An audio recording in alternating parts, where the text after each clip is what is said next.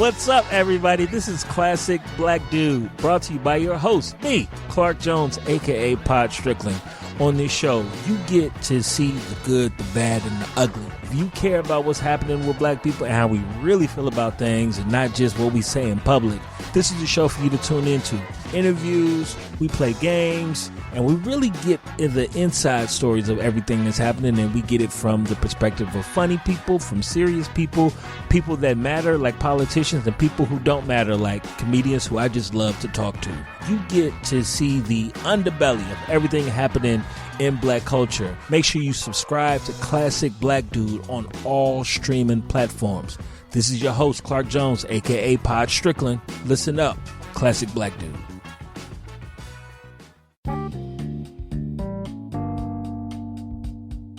You are listening to Any Given Sunday, a part of the Dead End Podcast Network. Please subscribe to our podcast on Apple, Spotify, Google, and all other podcasting services. Please make sure you check out Dead End Hip Hop, Dead End Sports, Dead End Gaming, Is the Mic Still On, Chris Platt's Strictly Hip Hop and Hoops Talk, and a host of other shows on our podcast network. Thank you for listening and enjoy the show. Yo, what up? Welcome to Any Given Sunday. I am your host, Manny Brown, for Sunday, October 27th, 2019. What's up, everybody? Hopefully you guys had a happy, safe, blessed week. I did. Happy Halloween for those of you who are celebrating early. My guest this week is my brother, my homie, family, Justin Trible, once again on the show. What's good? MeUndies is here to change your underwear. Not literally. They believe undies should be soft, fit every booty like it was made for every booty, and offer fun patterns that give you the freedom to express yourself. So, right now, MeUndies is giving you 20% off your first order by going to tiny.cc/MeUndies. Again, for 20% off your first order of MeUndies, the most comfortable underwear in the world, go to tiny.cc/MeUndies. That's MEUNDIES. Yeah, sure, man. Happy to be back. It's been a while, but you know, yeah, it's been. I'm just, you know, coming off the bench as needed. Yeah. We are thinking of starting a podcast together, an official one, since the streets has been wanting it, and I'm still waiting on my man to come up with a name. But you know, I tasked this man. I gave you names, and you just keep poo-pooing them. Well, because it's like, I don't know, man. You know me, I'm a perfectionist, man. Picky. It's got to sound right, man. Because we can't just. Because I don't know, man. There'd be some podcast names out there. I'd be like, did y'all even put any effort into this name? Y'all just chose a name and just said, fuck it. Just roll with it. I get it. And sometimes that's what you got to do. But it's like, man, I don't know. I just want that. Like, hey, to me, you go hard or go home. Like, if you're going to do something, do it to the best and come up with the best possible product. Like, I don't know. The name, a podcast name is everything. So I don't know, man. I'm just picky. Like we'll eventually settle on something because we want to get this. 2020 is a big year. So we want to do a podcast launching in 2020. So it's just a matter of finding a name. Honestly, that's like the only thing holding us up right now because we could have been started it. It's just a matter of like finding a name. Yeah. We don't even need a script. Like we could just run a topic and be fucking talking. Yeah. And that's essentially what the podcast is going to be. I mean, it's going to be a pop culture show. So we're going to get into a lot of different things and kind of news items of the week type of thing and just flow with it. But it's just trying to find the right name, trying to find the right situation. It may not be, and we may just settle on a name, like, you know, but I don't know if y'all got any ideas, man. Hit me up on Twitter. As always, that's always appreciated. But yeah, we'll see. But yeah, man, what's going on with you? How are you? It's a rainy, shitty day here in New England, and the Bucks suck. So I got that going on. So this is a nice welcome break. Yeah, just chilling, man. Just been keeping busy this fall. You know what I'm saying? Got a lot of stuff going on, and it's nice to just kind of keep yourself busy, and you know, especially with the colder months coming and that seasonal depression shit is real. So, you know, it's happy to have some stuff to do to keep myself occupied, you know, as we transition to ugly ass winter. This man lives on the coastline. So my man he lives in Boston now, mind you, and lives on the coastline. I'm like, bro, it's wonderful when it's nice out, when it's summertime. Bruh, I don't know how y'all do that in the winter. Trash in the winter. I don't know how y'all do we that just shit in the hunker wintertime. down. Y'all I'm still surprised y'all haven't seen a damn polar bear on the coast by now. Like, it's like, fuck, like that. I still trip over that video you sent me of a couple years ago when y'all had that big ass nor'easter. Oh yeah. And the floods and whatnot. Like, I was like, yo, this nigga bugging. I'd have been gone. Now it's nice. It's nice in the summertime, bro. So it's, you know. Yeah, no, I get it. I've been there. Trust me. You take the good with the bad, bro. I know. Trust me. I live in a state where you have to take the good and the bad. Trust me. Yeah, but that shit was crazy. I don't know. That shit just still stuck in my head. Like, ooh, yeah, no. Just no, I'm not doing that. I gotta do that shit for 6 months too. Ooh, no. Yeah, that's the bad thing. Winter lasts a long time up here. Shit just feels like forever, man. It's like it don't ever go away. Yeah. Summer feel like it lasts 2 weeks, and winter be like, bro. Yeah, man. Like it'd be, you just hate that. Like it's like April 30th and it's still cold. Like, God, like still. Oh yeah, when you came out here, it was May. Yes.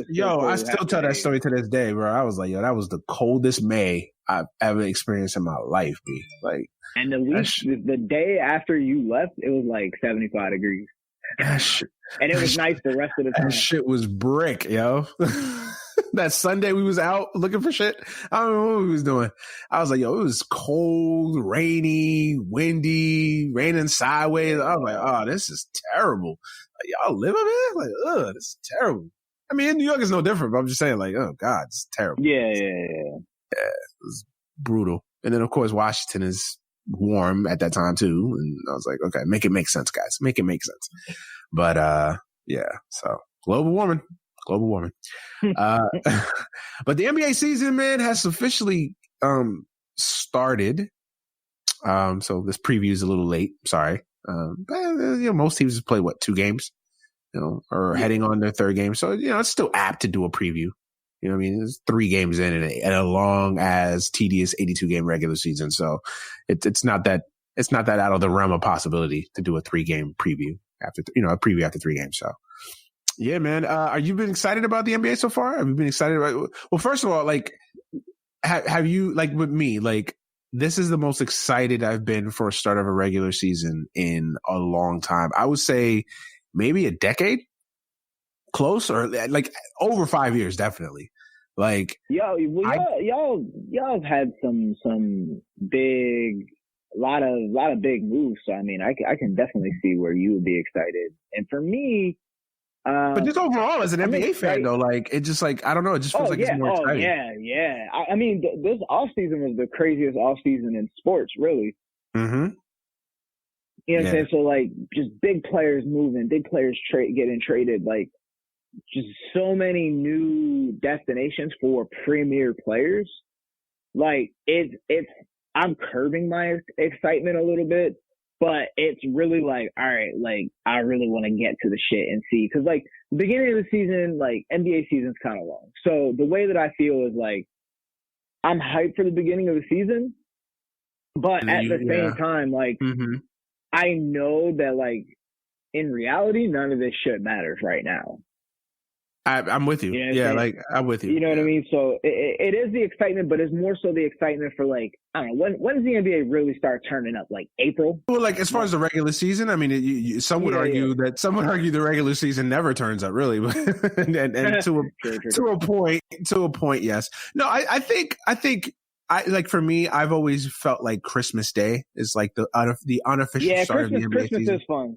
Like I've always felt like Christmas Day is like the day on the calendar. Like, okay, like, cause like the first 2 months of the season, I really don't like, I pay attention. Like, like I know what's going on. I know who's doing what. I know what my team is doing, but I'll be honest, like even as a Laker fan, as a hardcore Laker fan, like, am I watching every single game the first 2 months of the year? No. Yeah. Like, are there games? Like tonight we play the Hornets. Am I watching that game? No. Am I making that appointment television? No, I'm not.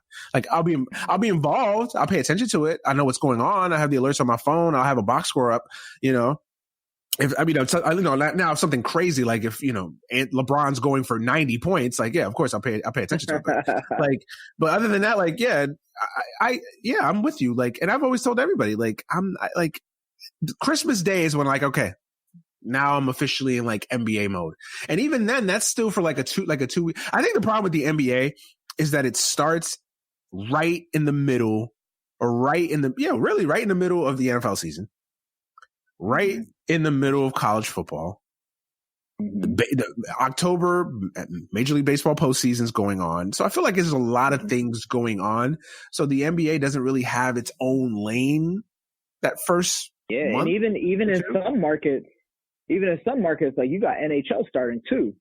Like they start like a week or so. NHL. The NHL starts you about get 3 weeks, you get that big push, from some markets that may not be, super NBA friendly. Like NBA has good reach and good penetration, but like hockey has this very like big time, make a big deal out of, the opening season or whatever. So, and even that's not even like a big a deal as compared to the other things that you mentioned, where you have college football's in full swing, NFL's in full swing, and the World Series is going on too. Like, that's going to take up a lot of the attention.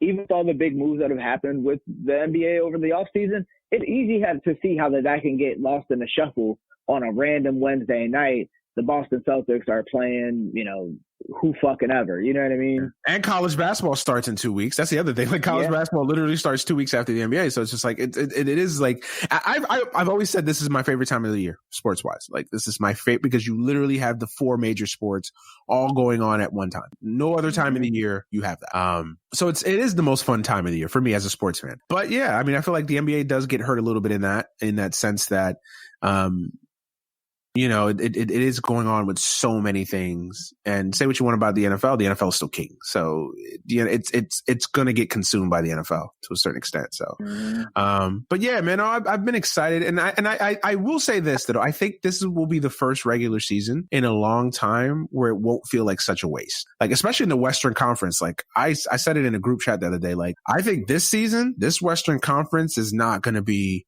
Like you're not going to see a lot of load managements, this season, especially in the Western Conference. They're not going to be able to afford it. You can't, because this is a Western Conference where like, and I know we'll get into teams and predictions in a little bit, but like this will be a conference where like in a given week, if you go 1-2, you can go from a 3 seed to an 8 seed like that. Like that's how tight I feel like this Western Conference is going to be, at least for all it takes a large is for part you to of go on a run and another team to fuck up an opportunity. Yeah. I really believe that. Like, I really believe that this is not going to be a year. I mean, you'll still see it. But let's start with the Eastern Conference, man. I don't think there's a great team in the Eastern Conference. That's the I guess my takeaway. I'm not high on Philly just yet. I know a lot of people are high on Philly.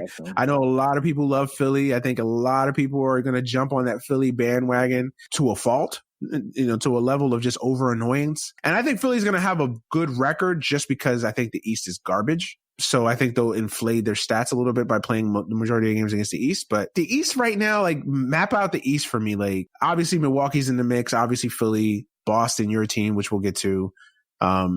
Outside of those 3, kind of everybody else, in my opinion. Toronto, you want to give them the respect just because they're the defending champs. I know they have. I know they don't have Kawhi, but they're still a decent team. But outside, I mean, yeah, okay. I mean, but I'll just do it to be nice. Outside of those 4 teams, like I don't see much of anything in the Eastern Conference, really. Yeah, I mean, it's the Hall of Very Good. Yeah, there's not like there's no Toronto Raptors of this year's East Coast that we had last year. There's no Cleveland Cavaliers of years past. You know what I'm saying? Like that. There's not that dominant team. Yeah. There's not a dominant. But what you have though.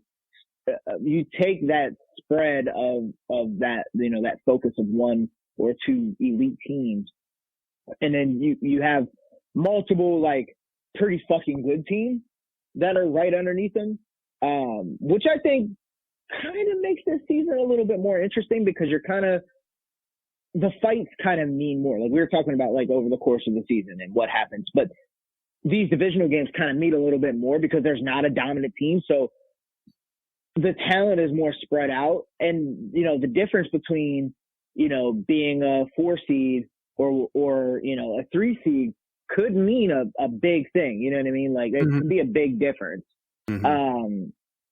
So I think you have the Raptors are like, okay, whatever. You have the Celtics, the Pacers, you have the Sixers. Oh yeah, I forgot about the Pacers. I forgot about the Pacers. Yeah. But I got to see the Pacers when Oladipo comes back. That's when I'll grade the Pacers fully. Yeah, I can't grade the Pacers right now. It's really contingent on them. And then I heard there's rumors that they're looking at shopping Sabonis. Well, they just extended Sabonis. Did they extend him? Yeah, they just gave him I think 80 million. I think 80, 90 million. Okay. Because I saw a couple, and this was admittedly like maybe a week or so ago, that they weren't sure where they were going to be on a deal, and so there's they were apart. They were apart for a little bit, but I think they finally came to they came to an agreement finally. Okay, bro, I didn't realize he's still as young as he is. Yeah, so I like Sabonis. I mean, and we'll get to these NBA contracts later. I mean, the level of money that these teams are paying for these players. I mean, no wonder these NBA teams sympathize with communist China. But subtle shot. Trust me, I will not end the show without. I've been sitting on that one for a couple weeks, but no, but I just think I think what you're saying is fair in the West. In the East, I think there's literally 3 teams, and then there's everybody else. So I think there's 3 what you would call dominant for the Eastern Conference teams, and then I think there's just everybody else. Like I don't think. Yeah, that's true. Like I think.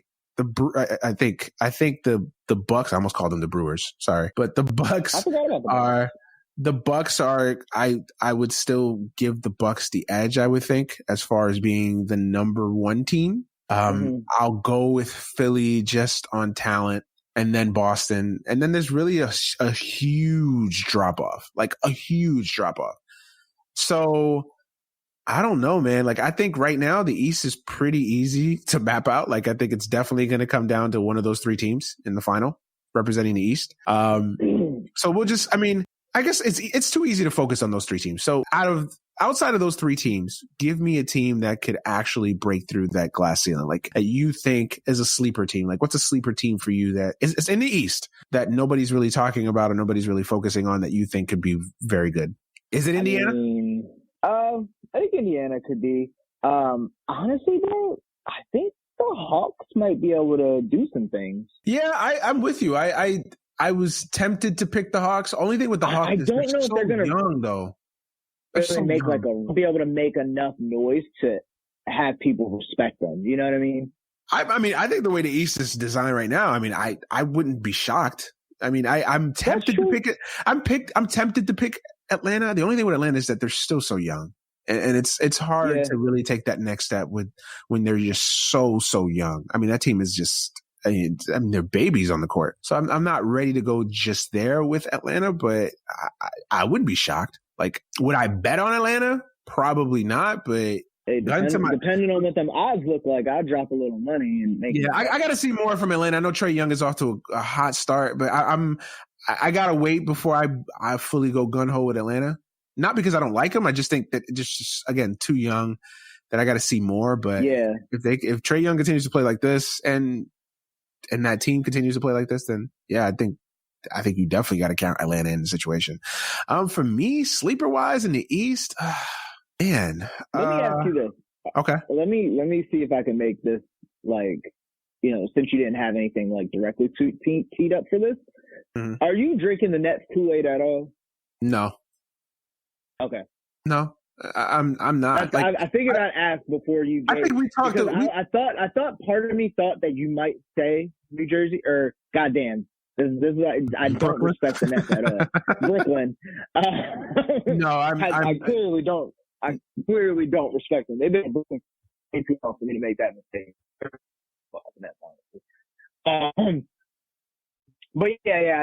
part of me wanted to, and I was like, you know what? I've seen what happens when podcasts get the load, and that's funny. Yeah, I'm not as. I think me and you talked about it. I think we talked about it over the summer. Like I didn't. I'm not high on the Nets either. Like I didn't love. I'm not gonna say I don't love the KD Kyrie acquisitions. it's KD and Kyrie Irving. Like, I have to be an idiot, but I don't think that's championship. Like, that doesn't scream championship to me. First and foremost, I don't think it's a great fit from a basketball perspective. Like, they're two guys who are very ball dominant. I know Kevin Durant's a little bit better at playing off the ball, but still, like, those are two guys that love to score, and I don't know how they exactly complement each other. And from an injury perspective too, like, I don't know what Kevin Durant is going to be. Like, we can all make assertions that we think Kevin Durant is going to come back and be the Kevin Durant of old, and he's going to be and he still might, and I hope he is. As a basketball fan, I hope Kevin Durant comes back and is the same Kevin Durant. But I don't know that. I'm not going out on the limb and saying that that's going to happen for sure, because I don't know. So, but I don't think he'll play this year. I know there's some scuttlebutt that he might play this year. I don't think so. I think they'll be smart. I think they'll keep him out for the full year. Don't risk it. You still have another, even after this year, you still have another 3 years with the guy. I'd rather you play on the safe side, give him the full, 12, 18 month recovery, and let him come back ready to go next year. That being said, outside of Kevin Durant, I don't really love that team. Like, it's Kyrie and it's a bunch of young guys. Where have we seen this script before? That's what I'm saying, bro. And I love Kyrie. Because he's a Duke. He's Duke fam. So I have a rule that I don't kill Duke fam as much as I kill other players. But still, like, we've seen this role with Kyrie. Kyrie is a tremendous individual talent. But does Kyrie make people better? No. Does Kyrie rise above a certain level to lead a team, to inspire a team, to motivate a team? He's not what you would call Is he an intangible? Is he an intangibles player? No. Does he do all the little things to try to win you a ball game? No. So, like, yeah, I think the Nets are going to be fun to watch. Kyrie's going to have the ball in his hand a lot, and he's going to score 30 points a game, and they're going to need him to do that. Is that going to be enough? And that'll be enough for them to be I think they're talented enough to be they were a 6 seed. What were they? A six seed last year without Kyrie. So, and Kyrie's better than D'Angelo Russell. So, and the East is weaker than it was last year. So, I mean, they could sneak up and probably, I'll say this. Ultimate boom, I think they're a 4th seed. Bust, I think they're barely battling for an 8th seed. So I think they lie somewhere in the middle. So I think they'll I was gonna say I think of them as like a 5th, 6th seed. Well, because look at them. Look at their roster as currently constituted. And again, we're not in February. We're not the trade deadline. We don't know what they're going to do, whatever. So we're just looking at the roster for right now. If you look at that team right now, are they better than Milwaukee? No, right? They're not better than Philly. They're not better than your team, Boston. Are they? I don't think they're better than Indiana. No, I don't think so. Especially if we get a healthy Oladipo back. And honestly, like, this may seem like a hot take. Are they even better than Toronto as currently constituted? That's a little. They have they have the best player, Kyrie, but that doesn't mean that they're better. You took the words right out of my mouth, because I was going to say, well, then at that point, you have to start leveraging the individual stars on the team versus how they complement. Honestly, bro, I think Toronto would be the better team, if not only for Pascal Siakam. I think that he would be, if those teams had a theoretical matchup, I think that if Siakam gets hot, I don't know if there's anyone on the Nets that really could keep him, because we know that Kyrie's not the best defender, and he has a tendency of checking out in games where things are going tough. Mm-hmm. You know what I mean? So I think this will really test Kyrie's kind of, mental resolve in such a way, but like you said, it's so similar to what we saw last year in Boston. Like eerily similar. Yeah, I mean although I do feel like I forgot they had DeAndre Jordan, so he's I do forget. He's a good rim protector. I had to pull up their like roster or whatever, but no, I think they're a better team than they were last year. I think that's obvious. I do think they're a better team than they were. Yeah, for sure. But Kyrie and DeAndre Jordan, does that make you a championship level team right now? Obviously, we have to see the full package with KD when he comes back. Yeah, when KD comes back, we can have this whole. But right now, as currently constituted, I think they're a 5th seed. I think they're on a good day they're a 4th seed. You know, I mean, if everything just goes completely right and, you know, Kyrie just becomes the leader of all leaders and takes his game to another level and just, you know, could they sneak into that top 3 if somebody, like if Boston underachieves or Philly like, yeah, I could see it. But right now it's currently constituted. Yeah, I think they're a 4th or 5th or 6th seed. I think they're in that 3 seed level there, that 3 seeded level there. 4, 5, or 6, you know. So so to answer your initial question, like I'm not as gun ho on Brooklyn as other people are. Okay. But for me, as far as like a sleeper team in the East, man, like I don't think Indiana constitutes as a sleeper team because I think people know about Indiana. Plus, I think Indiana is a very good team, and I think we have to see what they look like when Oladipo comes back. Now, if Oladipo's healthy and with Brogdon and with Turner and Sabonis, I like that team a lot. I really do. They don't have a great player, which is the thing that concerns me because you need great players to win in the NBA. Does that team have a great player? No, but they have a collection of very good players, and they have a good chemistry, good makeup. I love the composition of that team. I think they can be dangerous. I know I'm going against what I said. It's hard to pick Indiana as a sleeper team, but I think with Oladipo, they could be a sleeper team. But if you're asking me to pick a sleeper team in the traditional sense, like a team that nobody's talking about, you know what? Fuck it. I'll go with Atlanta. Okay. I think out of the choices given, I think that's probably the because I tried to look at other teams like Orlando, Miami, who else?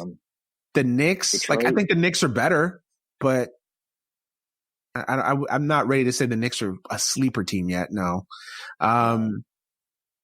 Detroit's just one of those teams that's there. Like, I don't know what Detroit's trying to be.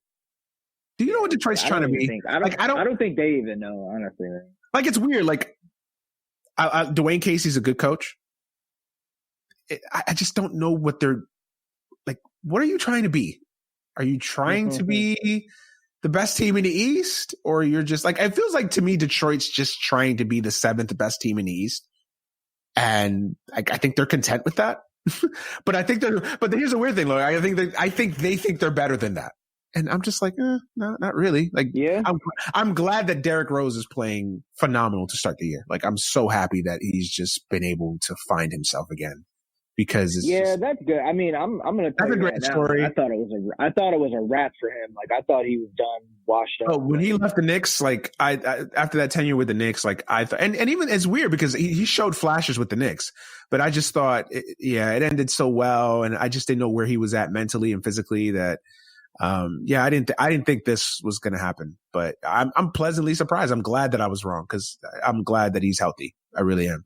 And Blake Griffin is a guy, like I'm a Blake Griffin defender. Like I feel like Blake Griffin has gotten unfair criticism in his career for stupid reasons. Like when he was with the Clippers, like I thought he was scapegoated when I thought a lot of the issues were with Chris Paul too. Like, so I feel like I've always gone out of my way to defend Blake Griffin. Like I think he's better than I think people give him credit for. And I think he's completely, and the fact that he's completely like redefined himself and changed his game, like I feel like it doesn't get given a lot of credit. Like, because remember he used to just be known as a dunker, and now he's like a prototypical stretch four. He completely evolved his game, and he gets none of the credit for it. And he gets like, and I don't like. Can you understand? Like, why is he over? Like, I feel like he's overhated. Like, I feel like people hate. Oh yeah, yeah. I don't understand. That's a good fucking question because he's by all accounts like a good dude. Like I just think this people have in their minds of Blake Griffin like the dude that jumped over a Kia. That's what's in their mind of Blake Griffin, and doing commercials and stuff. But like, well, the thing I've always heard is that he's soft and he's hurt, and like, I mean, he's hurt a lot, but I mean, like, what the fuck? It doesn't like. He's always been the guy on the team for the most part. Like they had that one like little bit of a run, right, when Chris Paul was there, but if you want to call it that. But he's never had like a team, maybe you can make the argument that he doesn't deserve to have a team built around him. If you want to make that your argument, like I don't know if I. Well, yeah, he had a team. He had a team built around him with the Clippers, and the Clippers underachieved. And I think he got blamed for it, and he was scapegoated because he missed some play. He was hurt in the playoffs a couple years in a row. Admittedly, he didn't always play the best. In big situations. So I get some of the criticism, but I feel like it's gotten to a ridiculous level now, where I think people kind of go out of their way to criticize Blake Griffin. Like, the dude is, from all accounts, he's a good teammate, a guy that I think people like. For the most part, I'm sure there's somebody out there that doesn't like Blake Griffin, but I've never heard that he's a bad guy or he's a bad teammate. And I marvel at the fact that he's changed his game. Like, he's gotten better and he's adjusted and he's changed his game completely from what he was known for and he was defined as. And I just that's a question that I ask like every year. Like, why is Blake Griffin so overhated? It's a fair. I feel like if he was traded to a team that was like borderline championship level, like, I feel like he would have a profound impact. Like, I feel like if he was like I still think Blake Griffin on a great team could be like the missing link, like the final piece. Like imagine Blake Griffin in Portland. Yeah. Like imagine years ago that I wanted him to come to the Celtics. Yeah, he'd fix our rebounding problems real fucking quick. Yeah. No, I listen, and I know I get slandered for it online because I think people think like, oh, you're just this Blake Griffin fan. Like, no, the dude is a really good player who's been, in a lot of ways, he's been underappreciated and overhated for a long time, and I don't understand it. Like, I just really don't understand it. But I mean, other than that, man, like the East, I don't see any other sleepers. So I guess let's focus on the big three. Let's start with your team, Boston. Like, I'll let you have the mic and the floor. What do you expect from this team this year? Expectations are relatively high, I'll say. Like, I'm not going to sit here and be one of those guys that say, like, I expect that we're going to go to the Eastern Conference Finals and we're going to make a big run and, go 7 games in the Eastern Conference Finals, blah, blah, blah, blah, blah, blah. I expect a deep playoff run. If we can make it to the Eastern Conference Finals, I think that would be great. I think we can make the Eastern Conference Finals.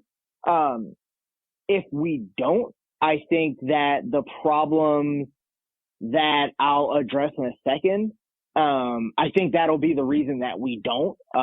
As constructed right now, I'm a little worried about some of the depth in the front court. But our key additions, if we want to go that route, obviously we got Kyrie didn't come back. And that's fine. A lot of Celtics fans are pissed off about Kyrie and this and that. And like, again, I'm a player's guy. There was a point in the season where I knew Kyrie wasn't coming back, and I'm not going to fault him for it. I just don't think that he should have gone through the whole, song and dance of appealing to the fans, making it seem like he's going to come back. If you want to go do your thing, bro. Like, go get the bag. Be honest, be honest. Be honest. Just be honest, dog. It's a business. But don't sit there and grab the mic after a game and, talk about how you want to, like, live up to your dad's legacy in Boston, and say, I plan on coming back. Because Kyrie's character kind of came out as this kind of wishy-washy, kind of above the clouds type of guy. And like I said, I'm not going to fault a player for doing what they're going to do. I just don't think it was a good look for him as a person to do that, all that shit. But we got Kemba Walker, and I think the way that the team is built, I think Kemba's probably a better fit. I'm not going to say Kemba's a better player. But I think as constructed, I think he might be a little better fit. And there's no doubt about it that culture-wise, he's a better fit for this team. Kemba's a dog, man. And that's the type of guy that Boston loves. He's that type of player that, he shows all the emotion. He's a fiery guy, So, I think that's probably the biggest thing. We signed Enes Kanter, and I'm not as low on Enes as a lot of people are. I think he's a pretty good player, man. Like, if he's engaged defensively, it doesn't happen too often. That's something that's going to have to be fixed.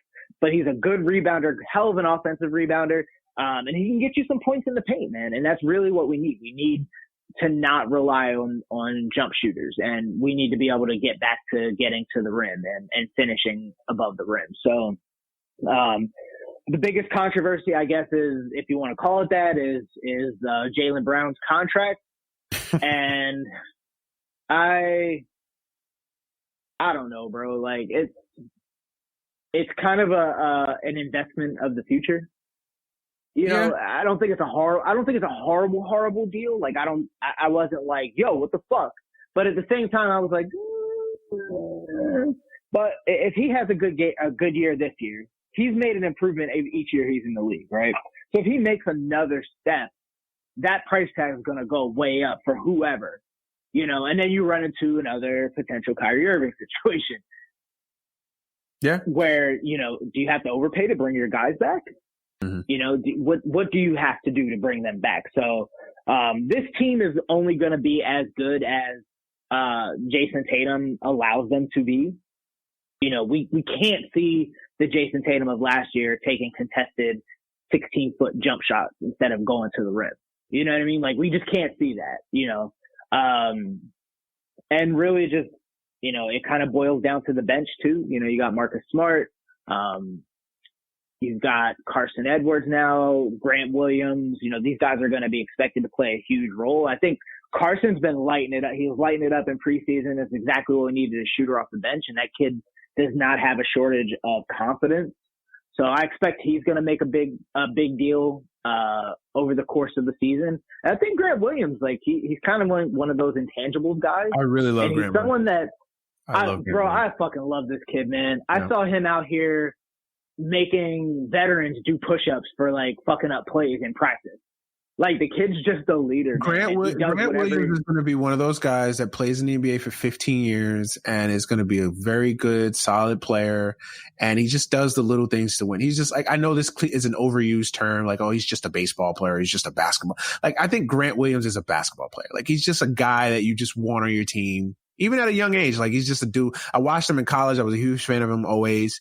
Like, I just love Grant Williams. Like, he's just one of those guys. Like, again, he's going to play 15 years, be on some good championship teams, you know, because he's just that guy. He just has that intangible, those things that you can't. He's a glue guy. He's a glue guy. You can't teach those things. You can't, like, those are things you can't teach. Those are things that you can't just, like, you know, hey, you're a glue guy now. Like, no, like, those are innate qualities like that. Don't come that way. Yeah, exactly.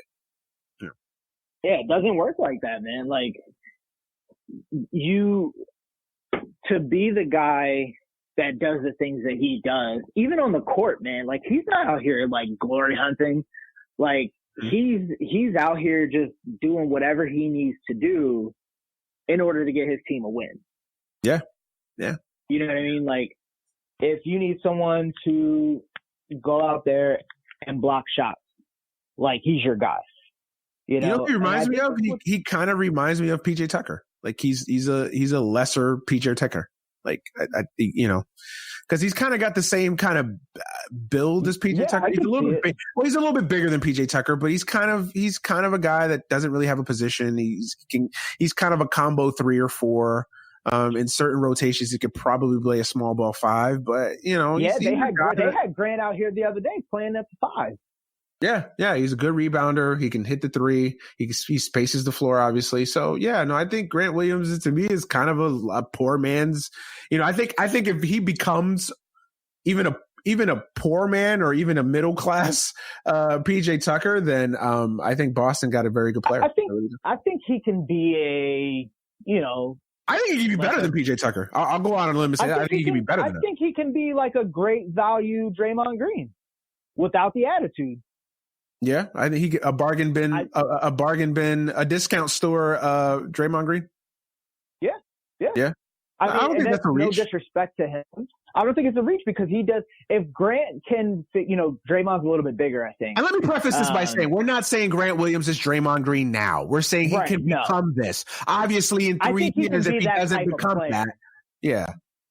That type you know how people are. They listen to it. Oh my God, did you say Grant Williams is Draymond Green? No, we didn't say that. We said he has the ability to become that. Listen to words. Yeah. I really want to see what Romeo Langford can do. He's had thumb surgery, I think. I like that kid surgery. too, man. I think Indiana didn't do him any favors. I would have. I unfortunately, I think Romeo Langford is going to be those in between guys that I think he would have benefited from going back to school for another year because I don't think he's ready mentally. Yeah, he has the game, but I just don't think he's there yet. He's going to be one of those guys that's going to be lost in the shuffle in Boston, and that's what I'm worried. But that's an excellent point, and I would just say like. The one good thing that I'll say about that is that he probably could have landed in a better spot for him to develop that or to kind of learn how to go. Yeah. Because look at the locker room in Boston. Like you got guys like Kemba. I mean, Jaylen Brown's a great locker room player. He emerged as one of the leaders on the team. And you got Grant Williams right there. Like he's a vet in a rookie's body. You know what I mean? So, and he does, if he had gone to a team where they're going to rely on him, to put up points and stuff, I think I would 100% agree with you that that's not a good idea. He should have stayed in school, blah, blah, blah, blah, blah. But, because he came to Boston, there's a couple of teams that he could have gone to kind of really break him in easily. And I think it's a good situation for him. But yeah, he's kind of got to get it. I only say that from not from the situation in the locker room or his maturity, because you guys do a good job of developing young players. The only thing I say about that is he's in between in the sense that he's good. He's probably too good to be in college, but he's not good to be in the NBA just yet. So he's kind of an in-between guy. And so I think he could have benefited from going back another year to college. Because I think going in the NBA, because I think a lot of rookies get lost in that shuffle if they end up on a good team where I don't think they're going to be able to contribute right away. So they get lost in that bench shuffle. So I think it would have been better for him to, let's say, go to Memphis where he could play all the time, work on his craft and develop. But he could still develop in Boston. I mean, I'm just speaking. That's not saying that he can't develop in Boston. I'm just saying I think with him and rookies like him, I think it's probably better to go somewhere like Cleveland or Memphis where you can kind of work on your game and you can actively be playing as opposed to Boston where they're already a guard-oriented team anyway. So I don't know where you fit in the grand scheme of things. But I think he's going to need to come off the bench, obviously. He's not obviously, Brown, but I think he's going to have a big part to do with our second unit. We lacked a lot of secondary scoring. Carson Edwards is a good player, but he's going to light it up. He's going to be your 3-point shooter. But where Romeo Langford comes into play is when that threat of Carson Edwards shooting comes in and some tough buckets, getting to the rim, taking his own shot, just kind of staying within the flow of the game and getting points. I think he's going to be a really good secondary scorer. I like Langford, man. I like him. I thought it was a great pick. I saw him in college, and I saw him in high school. I should say I saw him in high school. I loved him. I loved the kid. I thought he would be better than he was in Indiana, and he started to show out really in the second half. I know he dealt with some injuries, the thumb injury that was for a while. They're bringing him along slowly on that front too. So I think. He's really going to figure it out as he kind of goes along. I think it's good to be, cause it's not like rookies are start in Boston. You got to show that you can play. You kind of come into the team culture and that's going to be the thing. But our biggest off-season acquisition, figuratively and literally, Taco Fall. Taco Fall. I like Taco, man. Taco should be on the roster. A little bit of game, dog. Taco's nice. People just think he's just this big guy. He could play a little bit. I saw him last night. He was posting up people, and I was like, all right, Taco. A couple of them didn't quite go in, but the moves were there. You know what I mean? Yeah. So I'll take that. I like Taco. I have no problem with it. Look, I trust you guys more than any. I trust you guys more than any other organization dealing with young players because you guys do a great job. Brad Stevens is, that's why some people think he's a better college coach because he does such a good job at developing young players that it's almost become like a kind of a pseudo knock on him that he's better college than he is a pros coach. Brad Buttigieg. Brad Buttigieg. Let's just hope he doesn't have Buttigieg's politics. But fuck, I hope not. But yeah, right. But no, I think I think you guys have a good system there. And but here's the thing, we could talk about all the things that you talked about. And again, you know your team more than I do. Here's what the Boston season is going to come down to: the development of Jaylen Brown and Jason Tatum. If those guys take the next, if those guys, yeah, they have to take that next step. If they take that next step, from good young players to borderline all-star level players that I think a lot of people feel like they can be, then I think Boston's going to be okay. If they don't, if they take a step back or they're kind of still more of the same, then I think that's where the problem was going to lie with Boston. And we don't know that right now. We don't 1,000% agree. Well, I mean, this is a team in a weird way. It's an established team that we don't know what we're going to get out of it because of the overhaul. You know what I mean? So I think both things are true about what we said. I think we need to see it more from Jason Tatum than Jaylen Brown. Like Jaylen Brown, you kind of Jason Tatum is the key. He's the key because Jason Tatum's the guy that has the opportunity to be a star. Regression was a little rough. You know what I mean? That regression was a little hard to see. So it's kind of more so on him because Jaylen's kind of progressed, and you see that change in his game a little bit. Now, albeit he's not really a flashy guy. Like he'll have some highlight reel dunks. He plays defense, but he's not the type of player that Jason Tatum is. He's not the offensive juggernaut that Jason Tatum is. And I think Jason Tatum. No, I mean to cut you off. I'm just saying Jason Tatum. No. I think Jason Tatum. His regression last year, I think, was more due to Kyrie. Not in a sense like I think Kyrie just negatively impacted him. I just think that Jason Tatum's a guy that is a natural born scorer. And I think that when you have another guy like Kyrie, I think that ultimately is going to hurt Jason Tatum and what he can do.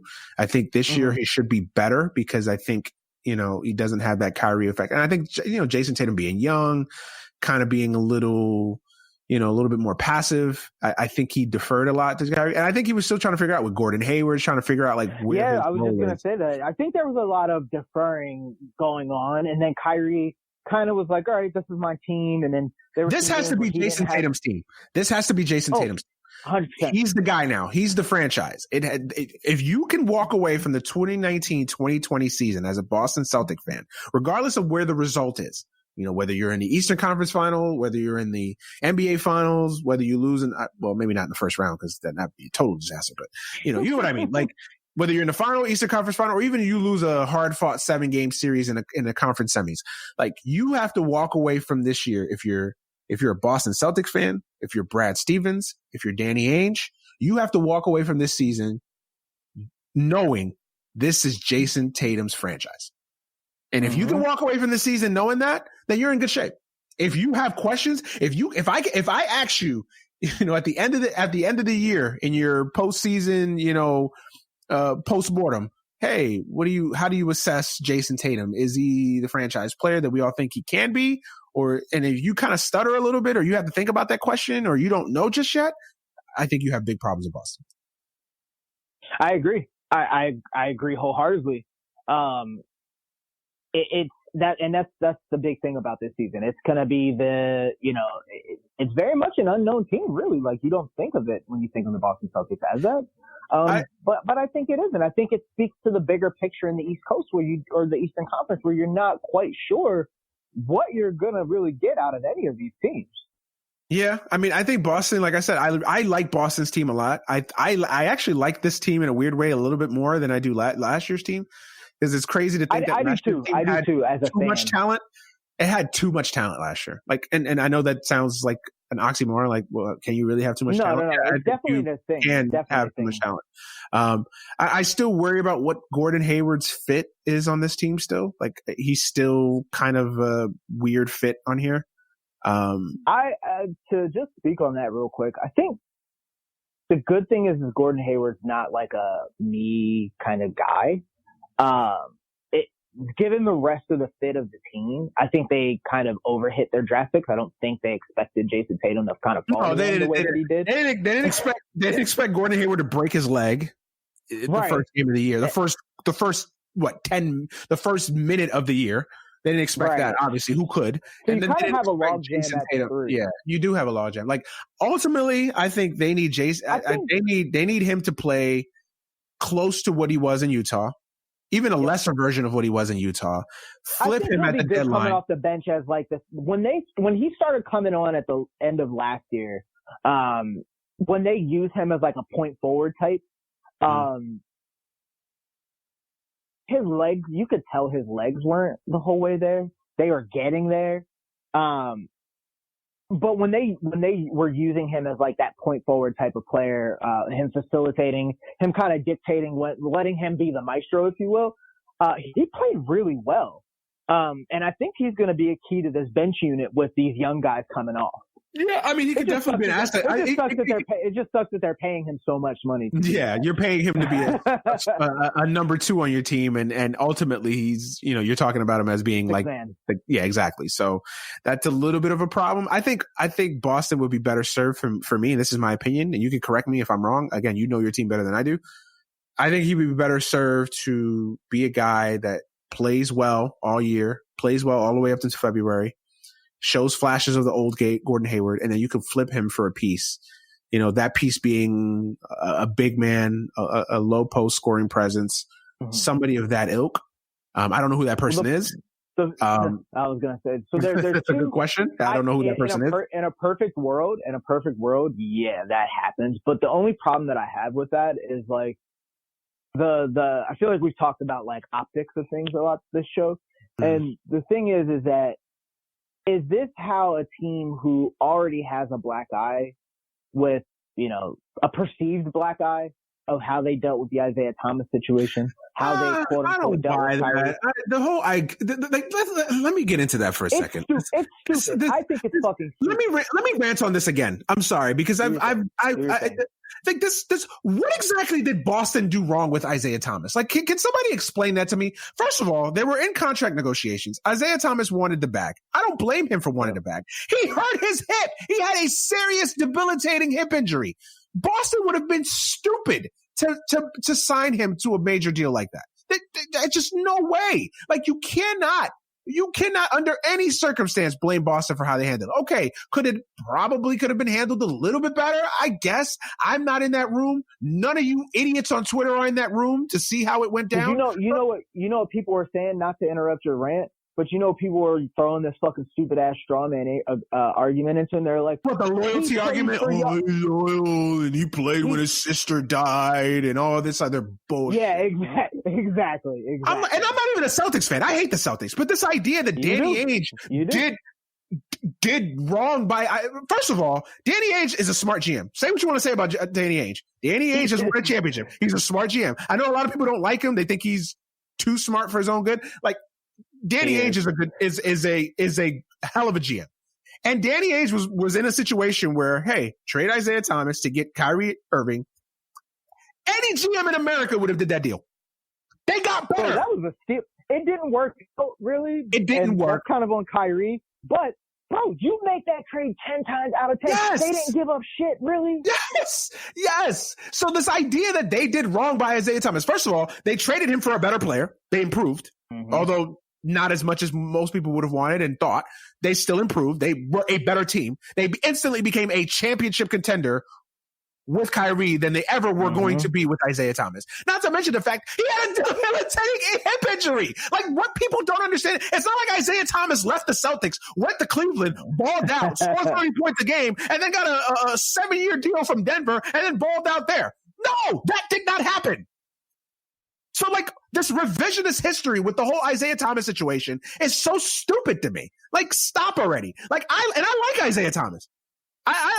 This is me ripping Isaiah Thomas. Like, I love that kid. Like, I think he's a good, very good player. And I'm sad that a lot of the issues that he's had injury-wise has happened to him. But, like, this idea that you're going to blame the Celtics because somehow they handled that poorly is so stupid and asinine to me. Like, what exactly are you trying to accomplish here? Like, what are you trying to get at? That they could have done better by? Why? And then this is what I hate, right? Like, so had they done the other way, had they gone the other way with it and signed him to a $200 million deal, max contract, and then he can't fucking play ever again? Oh, he's an idiot. Yep. There you go. That's why sometimes you can't win as a GM. Like, if you do the right move, these NBA experts on NBA Twitter, these jackasses, like, Danny Ainge is an idiot. Everyone operates off of hindsight, dog, in sports. Emotion. And that's why I always try to say, like, you got to look at how shit was going on, like, in the moment that it was happening. Like, even without the hip injury, you got to play fucking chess at some point, dog. And I hate saying chess versus And they had peaked. Let's say you play poker. At some point, you realize Isaiah Thomas, 30 years old, 5'8", coming off of a big year. That's not really sustainable. No. Especially at that age. And you know that guys are going to lose their quickness, blah, blah, blah. Like, and if that trade opportunity pops up, if the trade opportunity doesn't pop up, Isaiah Thomas is a Celtic and they're probably overpaying and he's probably still going to get the hip injury. And, you know, we're having a very totally different conversation about the Boston Celtics. We're going back to the fucking Vin Baker days of the Boston Celtics. I've heard that nonsensical debate going on Twitter for so long now. And I'm just like, what exactly did the Celtics do wrong here? I'm confused by this. Like, again, it's one of those nonsensical arguments you see on Twitter. And I know it's Twitter, so nonsense goes hand in hand, but I'm just saying this like argument, this narrative that the Celtics did wrong by Isaiah Thomas. Where? Why? How? So to answer your question, I wouldn't worry too much about that. And I don't think the Celtics really care about that. Like, I think the Celtics know, like, look, we did what was best for our organization. Some people are not going to like it or understand it. Like, tough. Like, who cares? Like, whatever. Like, I don't buy that whole Isaiah Thomas thing. Yeah. We spent a lot of time talking about the Celtics. Yeah, let's move on. Let's move on. But I'm sure everybody's rolling their fucking eyes. I know, right? I think they'll finish somewhere in the top couple of seeds of the East, and I think that's fine. I don't think the team has quite, just to wrap it up, I don't think that this team has quite the expectation it did last year. So and that's a good thing. And I think that's a good thing. I think it's gonna give some levity to the locker room, and you know that pressure is gonna go, and you know it's gonna give Brad Stevens the opportunity to really be able to coach again and not to deal with the kind of media circus that surrounded the whole Kyrie and Hayward thing last year. I think it's going to be better. It's going to be more grounding for the rest of the, and it's kind of an organization that thrives off of that as well. You know, they're not Hollywood. They're not the Lakers. They're not the Showtime, you know, they're not the Miami Heat that live off of that type of stuff. You know, they're kind of more low key. And I think that this will suit them better, having these type of grinders on the team. So yeah, man, I think if they finish in the first couple of seeds, I think that'll be fine. If they get to the Eastern Conference Finals, I'll be happy. If we somehow win the East, I'll be happy. I just want to see my basketball team play good basketball, dog. I don't want to see no bullshit. You know, I just don't want to see no bullshit. I want to see these guys play good basketball, have fun, and try and build something there. That's what I'm expecting. I don't want to call it a developing year, because they're a playoff team, but in a sense that's what I'm looking to see. Yeah, I feel you, man. Like I said, this year, if Jason Tatum comes away looking like a star, then I think the Celtics are in good shape. So I'll wrap it up. And I'm sorry. Sorry, guys. We focus too much on the Celtics. We have a Celtics fan on as a guest, so you know we're gonna give a little bit more. I was gonna move on. Like, what do you think honestly about the Raptors? Like, I know we kind of touched on it again, or a few minutes ago when we were kind of just gassing around what we were talking about the East as a general. I personally, I think they're an okay team. I think they're going to have some growing pains though. Well, and I want to get to these teams quicker now going forward. Yeah. The Western Conference, and I definitely want to get to the China thing. So, but with the Raptors, I think they'll be a 45-ish, 47-ish win team. Like, I think they still have a good roster in place. Like, you know, Fred VanVleet, who I love, Siakam.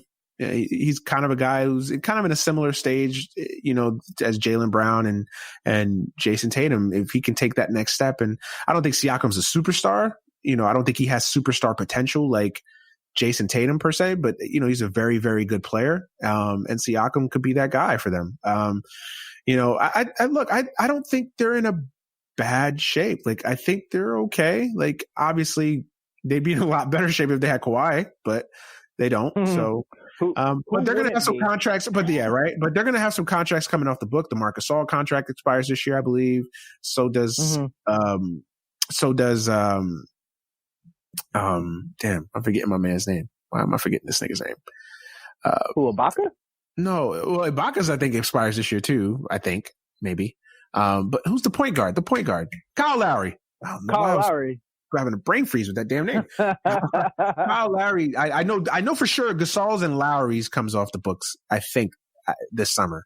So they're going to have some money, so they can add to that team. Look, Toronto, I think Toronto's in a honeymoon period right now. I think they're living off the high of winning a championship.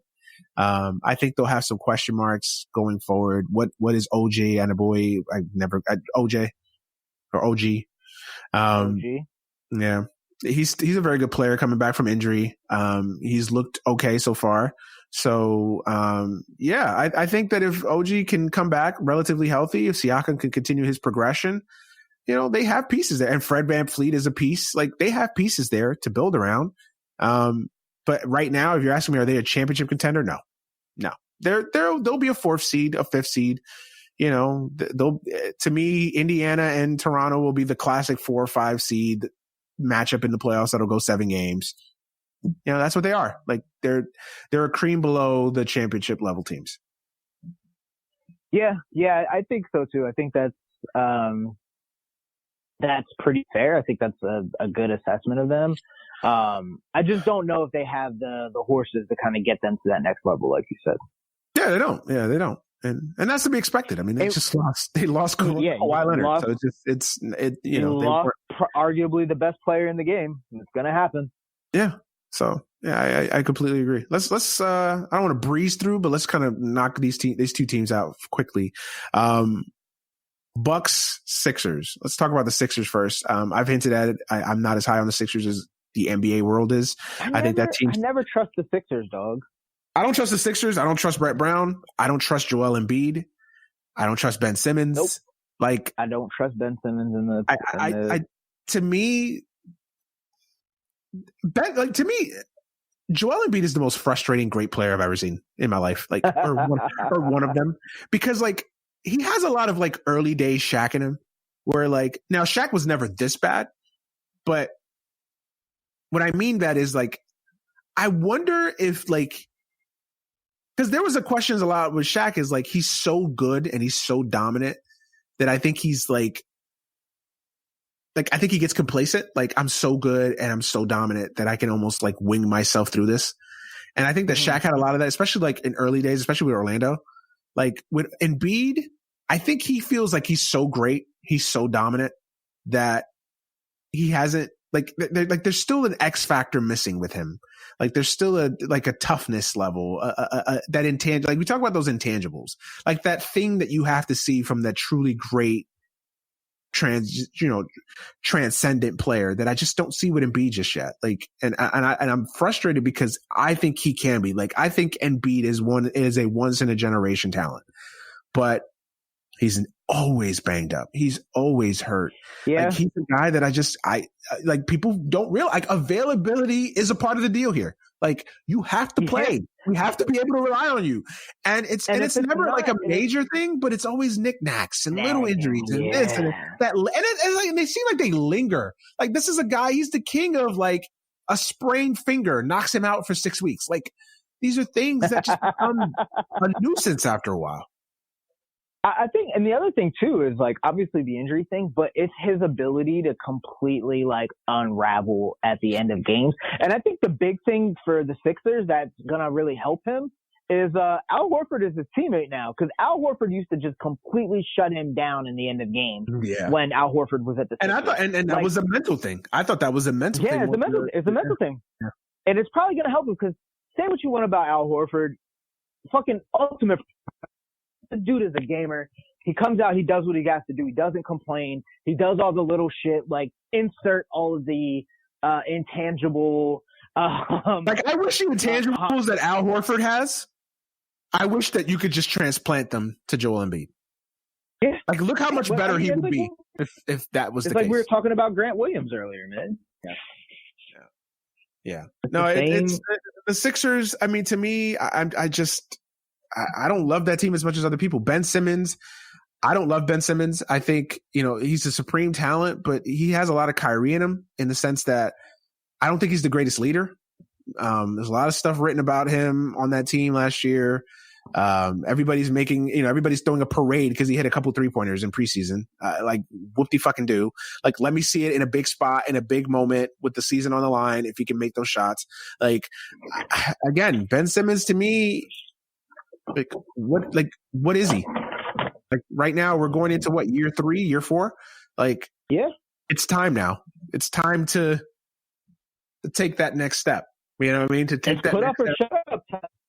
Yeah, I'm tired of hearing about Ben Simmons. I'm tired of hearing about the jumper. I'm tired. Like, it's put up or shut up time now. Like, it's time now for Ben Simmons to take that next step. And, again, talent-wise, they're the most talented team in the East. I don't think anybody's going to dispute that.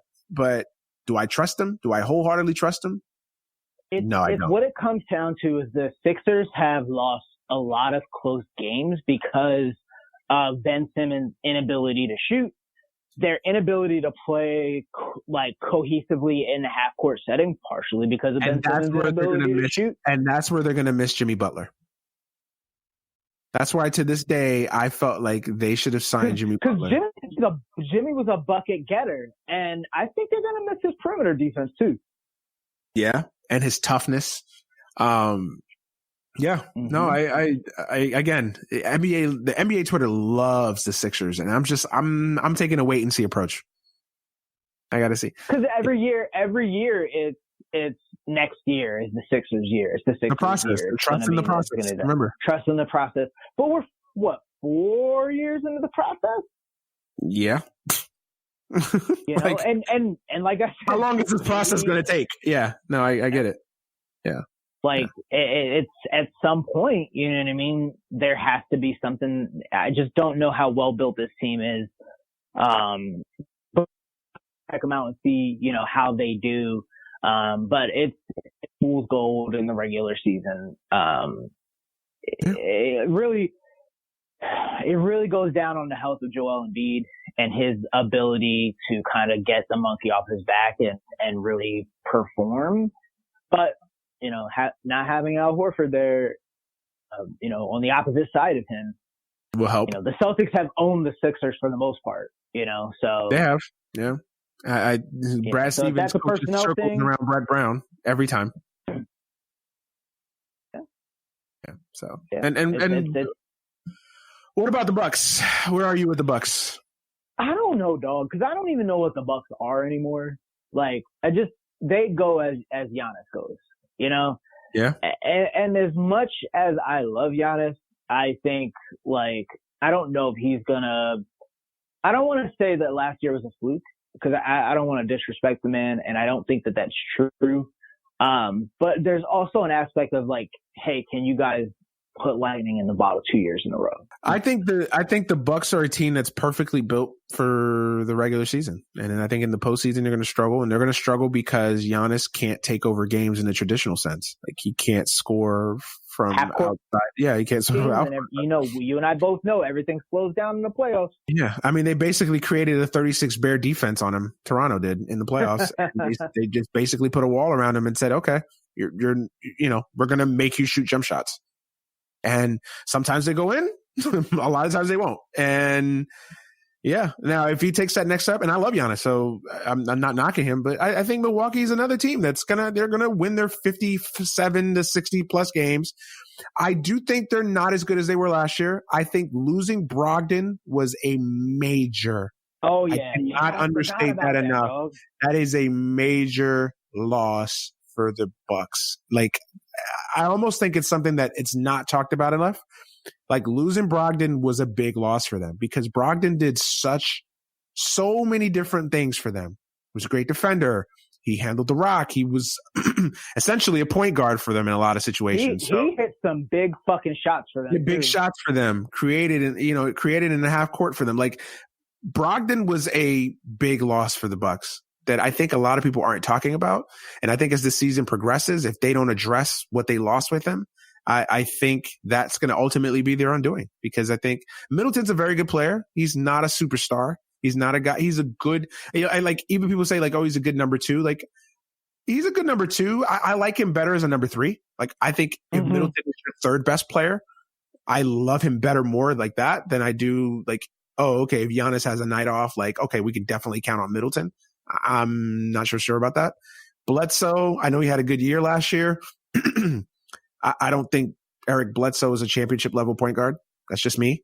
I don't think you're going to win a championship with Eric Bledsoe. I don't think so either, dog. That's just me. Yeah. So again, I think they're built well for the year. Yeah, they're well built for a regular season team, but again, they get into the playoffs, and I have serious questions about that team. Yeah, I agree. That's is there anybody else worthwhile in the East talking about? No, we can move on to the main event because we've exhausted too much conversation. Yeah, I've talked way more about the Celtics than I have in like 6 months. So I think I'm like good on that for a while. Let's go to the Western Conference, man. Let's go to the Western Conference, the conference that I think everybody believes is the heavy. Well, not everybody believes. Everybody knows is the heavyweight. This is a fucking heavyweight conference. Although I do think it's getting overhyped a little bit, just a tad. I think it's mostly because, to bring it back to a point you made earlier, it's a star-driven league, and if you want to see where all the stars are, look no further than the West Coast. Yeah.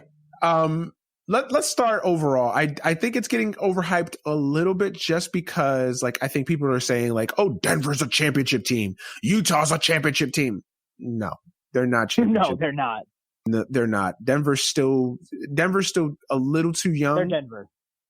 And I think they're still missing something. I don't know what that something is. I think they're still missing a piece. I don't know. It's weird. Like, I think they're still one piece away with Denver. I think Portland is in the same boat, but I think Portland's still missing one more piece before I truly think they're championship level. If I look at the team, if I look at the conference right now, I think there's Lakers, Clippers.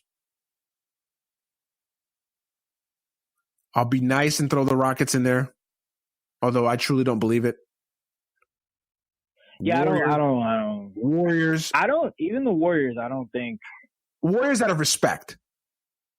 Okay. I'll throw the Warriors out of respect in there. 4 teams that I can legit see winning a championship in the conference. Like, outside of the Warriors, outside of those 4 teams, like, then we're getting into Utah. No, I don't think Utah's a championship level team.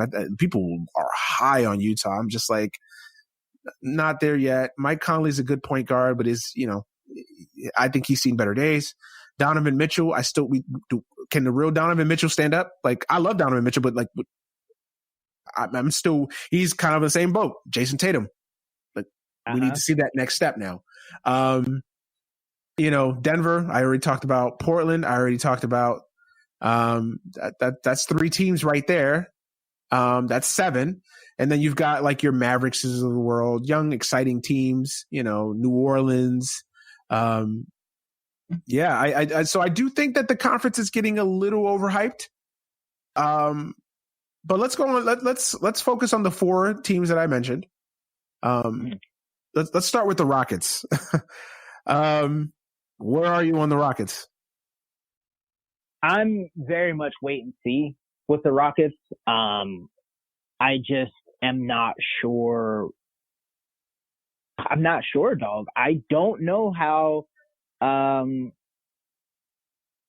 Russ and Harden are going to be able to coexist. I mentioned this last year when we talked about Chris Paul and James Harden. And if you want to say that kind of worked out, then maybe it kind of worked out. But I don't know, bro. Like, it's neither one of them is much of a playmaker. And say what you want about Chris Paul, but Chris Paul is a playmaker. You know what I mean? But these are the most ball dominant guys. Like, if you look at usage rate in the NBA, Russell Westbrook's always usually with the highest usage rate. And then maybe you could say, like, yeah, his teammates are trash. No one else can get a bucket. This and that, and a third. But, like, the fact still remains that, like, he has to have the ball in his hands. So does James Harden. So I just am very, very unsure about what's going to happen with this team. I think they're for it to, you know, be sustained, their course of play throughout the year, because everything is cool in the beginning of the season, right? It's the honeymoon phase. Everything. Yeah, everybody says everything. Exactly. Yep. You're doing all of that, right? You love each other's cooking, you know. Yeah. The little quips and annoyances don't get on your nerves as much, you know. Yeah. And then, you know, somebody stops putting the cap back on the toothpaste, and then there's an issue. That's what my girlfriend's about. So over the course of the year, and then teams are going to have more film. So it really just goes to, I really have to just really wait and see with this team. I don't believe the hype man, you know, any other team that is being hyped right now, you know, we'll have to see, dog. And I hate like hedging my bets like that. I just don't believe enough in this team from what I perceive that these two superstar players are to see them play together. I just don't believe in it. Fair. Yeah, I couldn't have put it better myself. I mean, to me, I will go more strongly. I'm not going to take a wait and see approach. I've seen it. I don't think it's going to work. I don't think it's going to work. You know, I think you know what we're going to see. We're going to see the Allen Iverson, Carmelo Anthony pairing with the Denver Nuggets. You know, the mid 2000s. You know, yeah, that's going to be fun to watch. They're going to be fun to watch. It's going to be entertaining basketball. You know, it's going to be fun to watch, but I don't think they're going to win a lot of games, or I don't think they're going to win a championship, because I just think that they're two guys that are too much of the same, and they cannot change their games.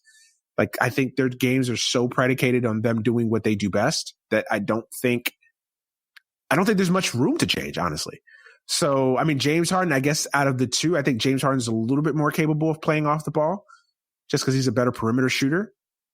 Yeah. But honestly, like, I just don't see it working. I don't see even a rational way where it can work. So yeah, that's where I stand on it. So I don't even think we need to waste more time on Houston, because no, I think I was just gonna say, I think we wrapped that one up pretty good. Yeah. The Warriors, they're an interesting one. Everybody is saying the dynasty is dead. It's over. Stick a fork in them. I'm not ready to go there just yet. I know that Thursday night wasn't the prettiest, but I think two things with the Warriors. I think the Warriors are almost using this year as not a rebuild, not even a reset, kind of a pause year where we're not going to go all out to win a championship. We're going to get Klay healthy. We're going to try to end this year with Steph and Draymond relatively healthy and rested.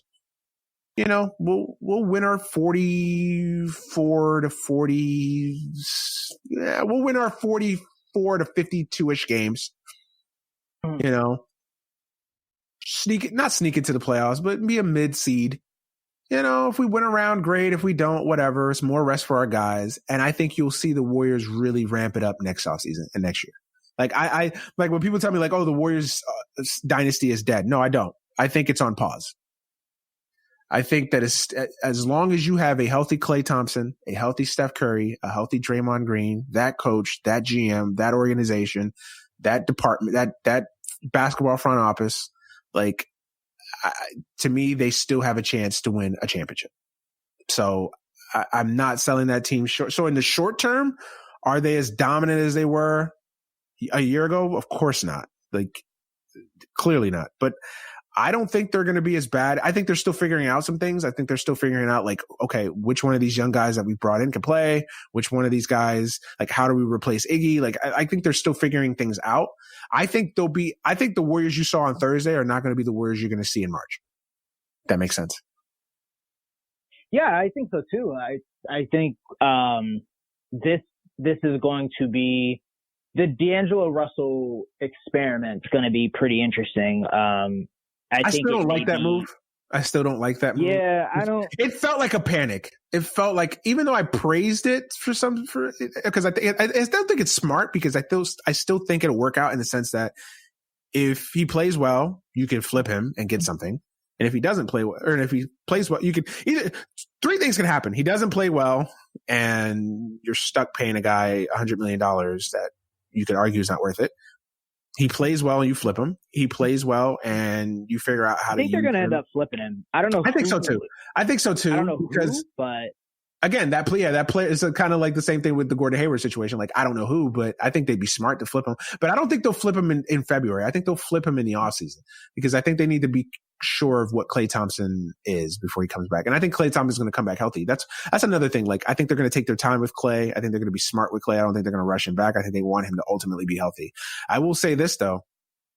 If you're the Lakers, if you're the Rockets, if you're one of those teams that are going to be a top seed, like, you know, I don't think you want to play the Warriors in the postseason with no pressure, with nothing to lose. Like, I don't think you want to play that team in the first round of the playoffs. So, yeah, no. I'm not as low on the Warriors as some other people do, and I think that's more wishful thinking than it is like basketball analysis. Like, I think people are just like tired of the Warriors, and they're just like, oh, they're gonna lose 50 games. Like, I've legit heard that. Like, they're gonna compete for a first round pick. Like, stop. They're not. They're no. That's hyperbole. And, you know, Steve Kerr's not going to allow that team to tank either. No. Like, they got too much pride. They're one of the best teams of this generation. You know what I mean? One of the best teams of all time. One of the best teams of all time. Like, yeah, no. And, like, yeah. So, again, right now, doesn't look pretty great. But, you know, I think they're still figuring a lot of things out. So, I'm still high. I know I'm higher on the Warriors than a lot of people are. I think if Klay Thompson comes back healthy, Steph stays healthy, Draymond continues to be Draymond, like, and you know, the Omari Spellmans of the world, if they can get something out of these young guys that they've brought in, Willie Cauley-Stein, like, I think the Warriors are still a dangerous team. Are they the prohibitive juggernauts that they were for the last 5 years? No, but I still think they're dangerous. So I agree completely. It's really early to see. I think with the East, we had an easier time of like shaking up where people are going to get seated and all of that. The West is going to be so hard to make those types of distinctions. But I think they'll probably be like a middle seed. You know, maybe they'll go out in the second round or something like that. But, you know, I think, you know, depending on what kind of moves they want to make, if they decide that they want to still go all in and, you know, they can kind of make some moves. But, you know, again, this will be a ample time to let some young guys out there get some reps in, you know? Yeah. All right, let's move to the two LA teams. Start with the Lakers, my team. What do you see out of them?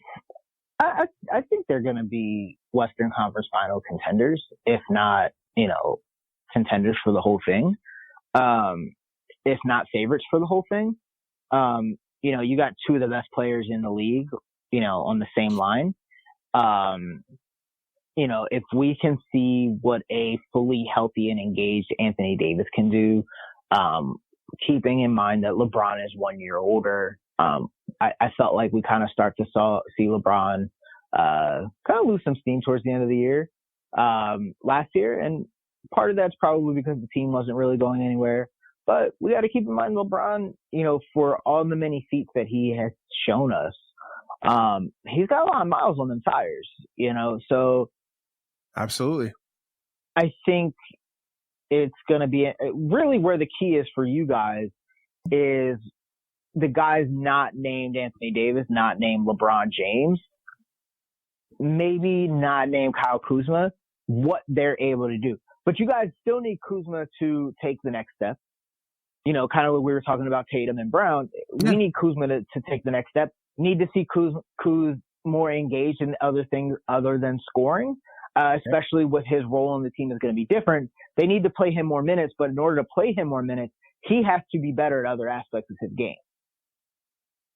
Agreed. You know, namely, he's got to play defense. And I think having a guy like Anthony Davis there will help him because he's a competitive dude. And I think that he's going to want to rise to the challenge, I feel. And so that's going to be the interesting thing. And off the top of my head, not looking at you guys' roster, what do you have so far as shooting? Our shooting is vastly improved, you know, even just a few games over last year. I mean, we've got Jared Dudley, we've got Troy Daniels. You guys got Danny Green.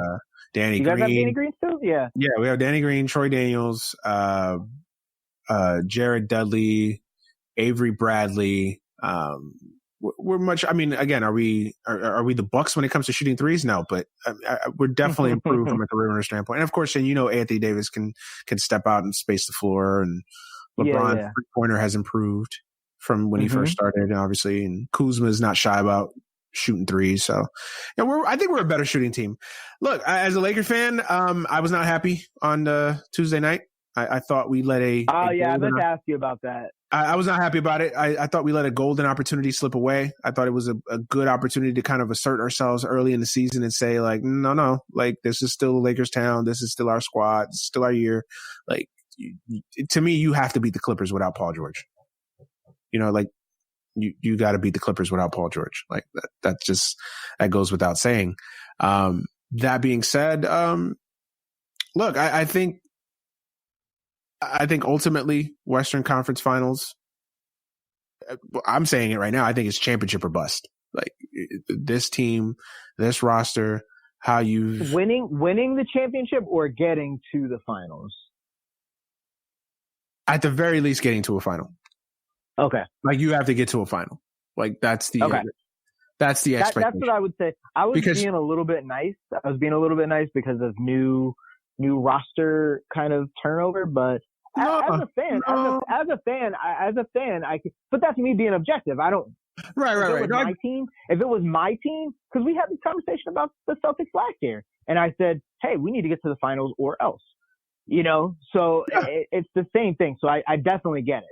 When you swim in the LeBron James, Anthony Davis waters, championship or bust. Yeah. That's it. Like, there's no, I don't want to hear, well, we lost in a tough, grueling 7-game battle to the Rockets in the conference semis. It's a successful year. No, like, championship or bust now. Like, look, if they get to the finals and lose to Philly in a 6-game battle, like, okay, I'm not happy, but you got to a final. I'm not going to kill the organization completely, but it's championship or bust. And look, we've got the players. I'm a little concerned right now because LeBron looks old, man. Like, even Tuesday night, like, he didn't take over the fourth quarter. He kind of disappeared. That's the thing with LeBron. He and Anthony Davis both did. It's a subtle thing with LeBron because he'll still have moments of brilliance and like 70% of the game, he'll still look like the old LeBron. It's that 30% that you're like, and there's still 80 more games of this. Like, and I was gonna say, you don't want that at the beginning of the year. It's more palatable to see that in May. I think Tuesday night was the first time really in, I would say, 6 years that I saw LeBron play that I thought there was a better player on the court than LeBron. And that guy was Kawhi Leonard. Like, Kawhi Leonard has surpassed LeBron. And that may be spicy for some, a hot take for some, but I don't think there's really much of a debate now. Like, I think Kawhi Leonard is the best player in the NBA. I think he's better than LeBron right now. Not historically, but just right now, he's better than LeBron. Right now. You could just see it on the court on Tuesday night. I don't know who would disagree with that. There's still people that would disagree. We know LeBron. People that would disagree. LeBron fans can be irrational, and I get it. Like, LeBron's, arguably the best player of all time, top 3, if not, he's not my GOAT.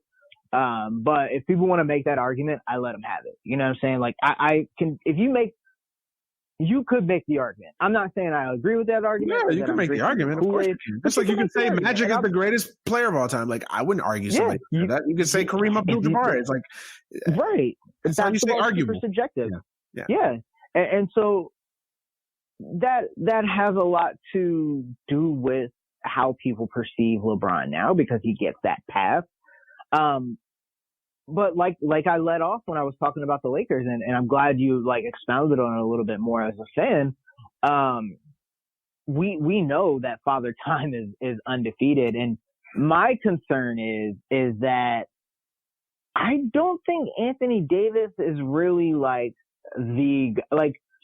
I just don't see him as the guy. Like, if LeBron's having an off night, or LeBron needs load management, or you have to not rely, for whatever reason that happens, that you are not relying on LeBron for an extended period of time. I don't know if Anthony Davis is that guy.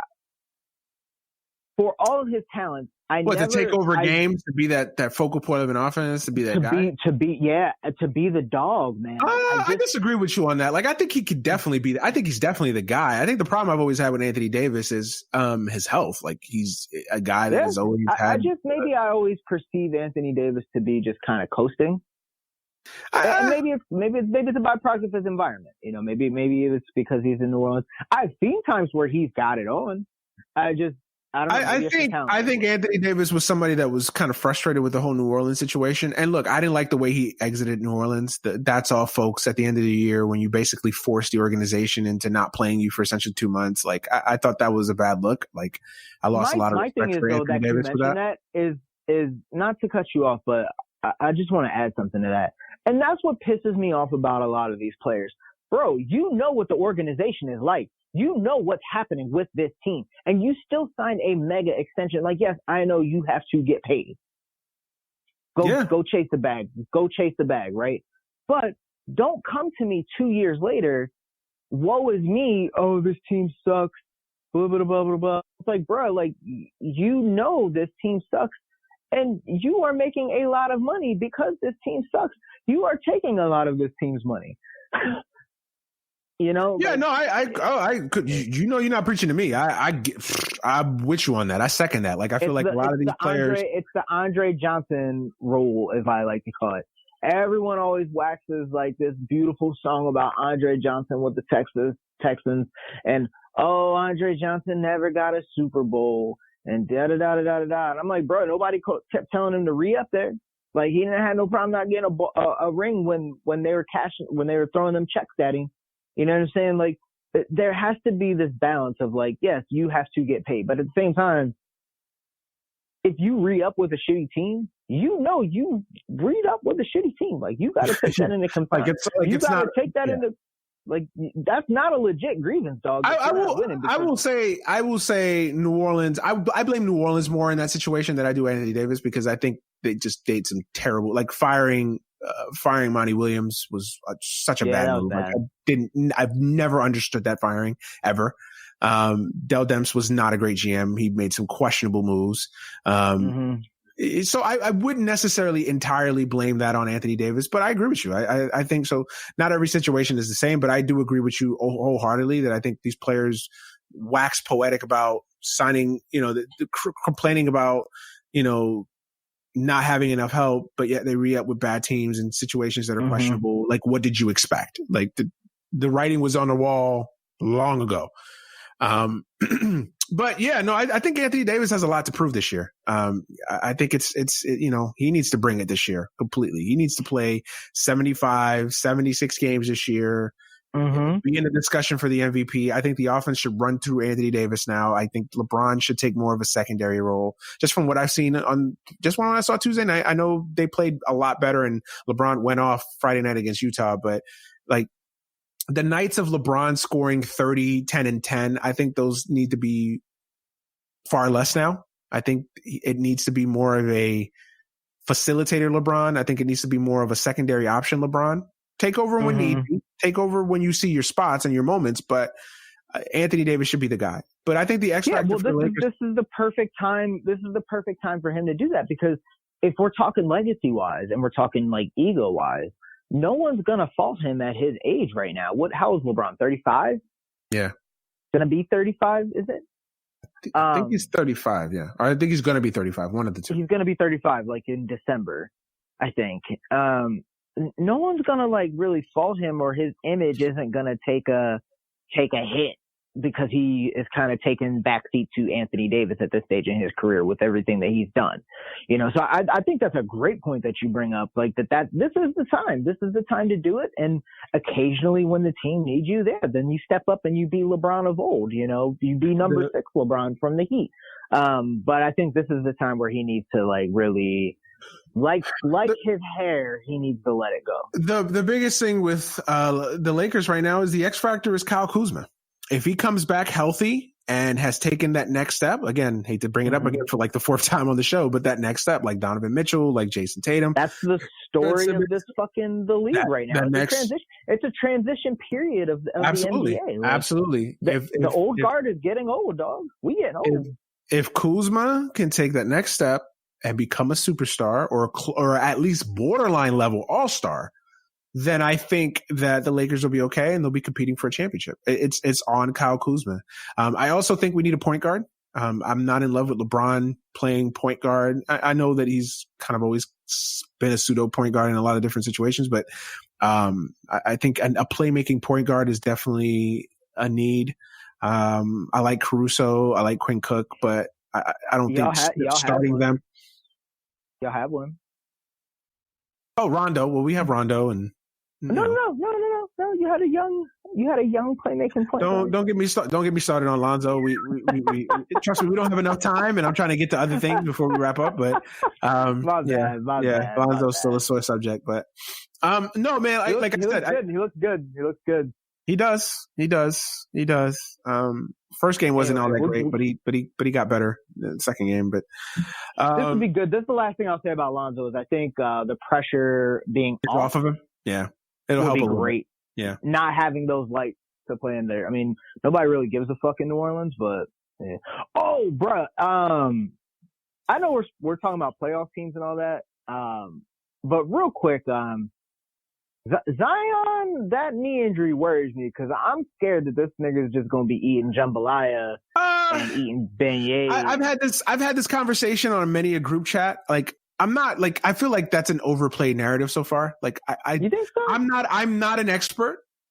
I don't pretend to be a health guru and an eating expert and all that. Like I don't look like if somebody told me like, yeah, long term I'm worried about, and I know some medical professionals have said that, some doctors or whatever, some teams quietly have like come out. I love when the narrative gets created, then like teams all of a sudden start leaking out like, yeah, we have that same concern too. Yeah, I know we have the same concern too. Like, shut up. You would have picked him number 1 too, so shut the fuck up.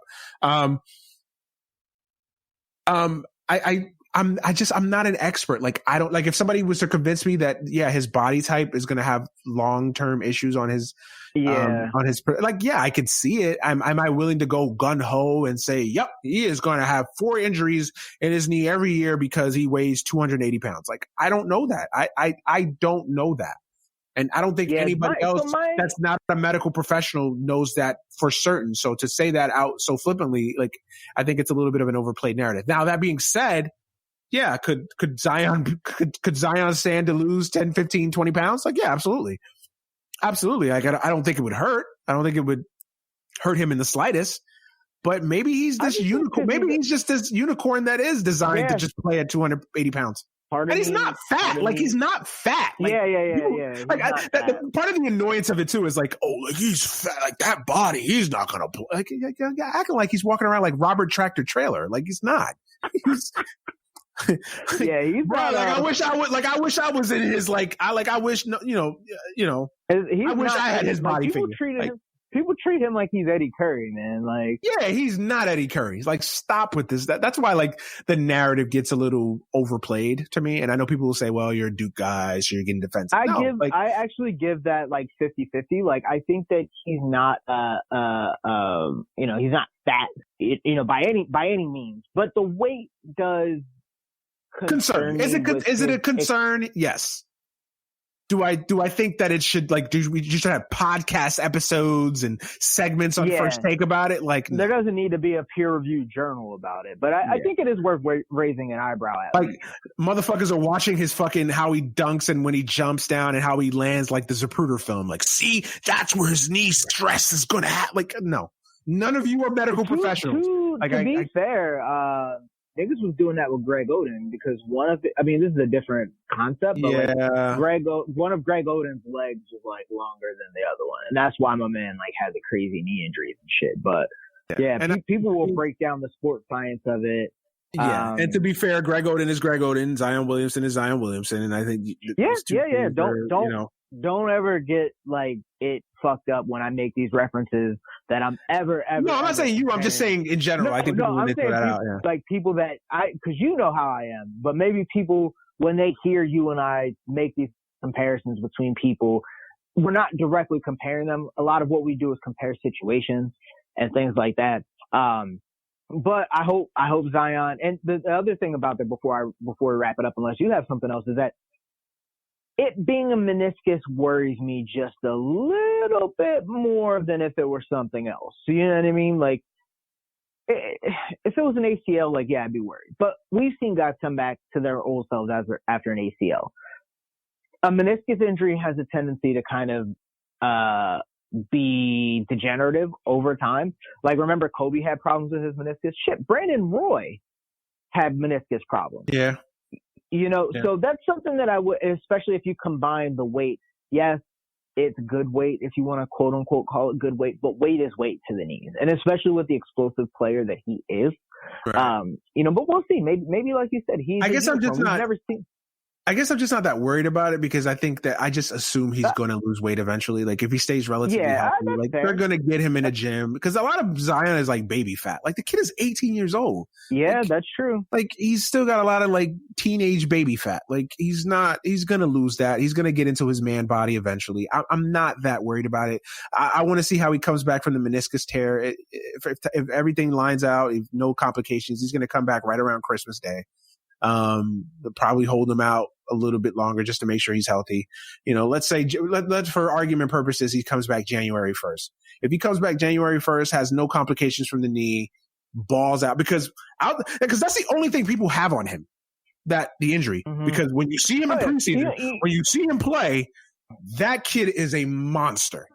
Yeah, you know, people are looking for every and any little thing that they can say to detract away from the type of player that he is. It just seems very annoying, because it's a Duke guy, and I think people like try to find any rational excuse to pick at every, like, oh, he's fat, he's knee injuries, he's no sure thing. Like, is Ja Morant a sure thing? Like, how do we know Ja Morant's not going to be a bust? How do we know that RJ Barrett or anybody else, like I don't know. Like, it just feels like with Zion, it's gotten to the point of a little bit of over annoyance. Like, you know, like over analyzing every little thing the guy does. Like, oh, he's in New Orleans, he's gonna get fat. Dalbalaya. Like, okay, so is I don't know. It's the narrative's always going to spin with Zion until is Ja Morant? And I hate to bring up Ja Morant, but is Ja Morant not going to get fat because he's in Memphis eating barbecue? Like, isn't that so dumb? Like, it's like, yeah, I don't know. Yeah, is Grant Williams going to get fat up here eating fucking clam chowder? Like, yeah. Did Greg Oden get fat in Portland because he ate, I don't know, clam chowder? I don't know what Portland's known for, and I live up here. I don't know. But it's annoying. It's annoying. Food-wise, did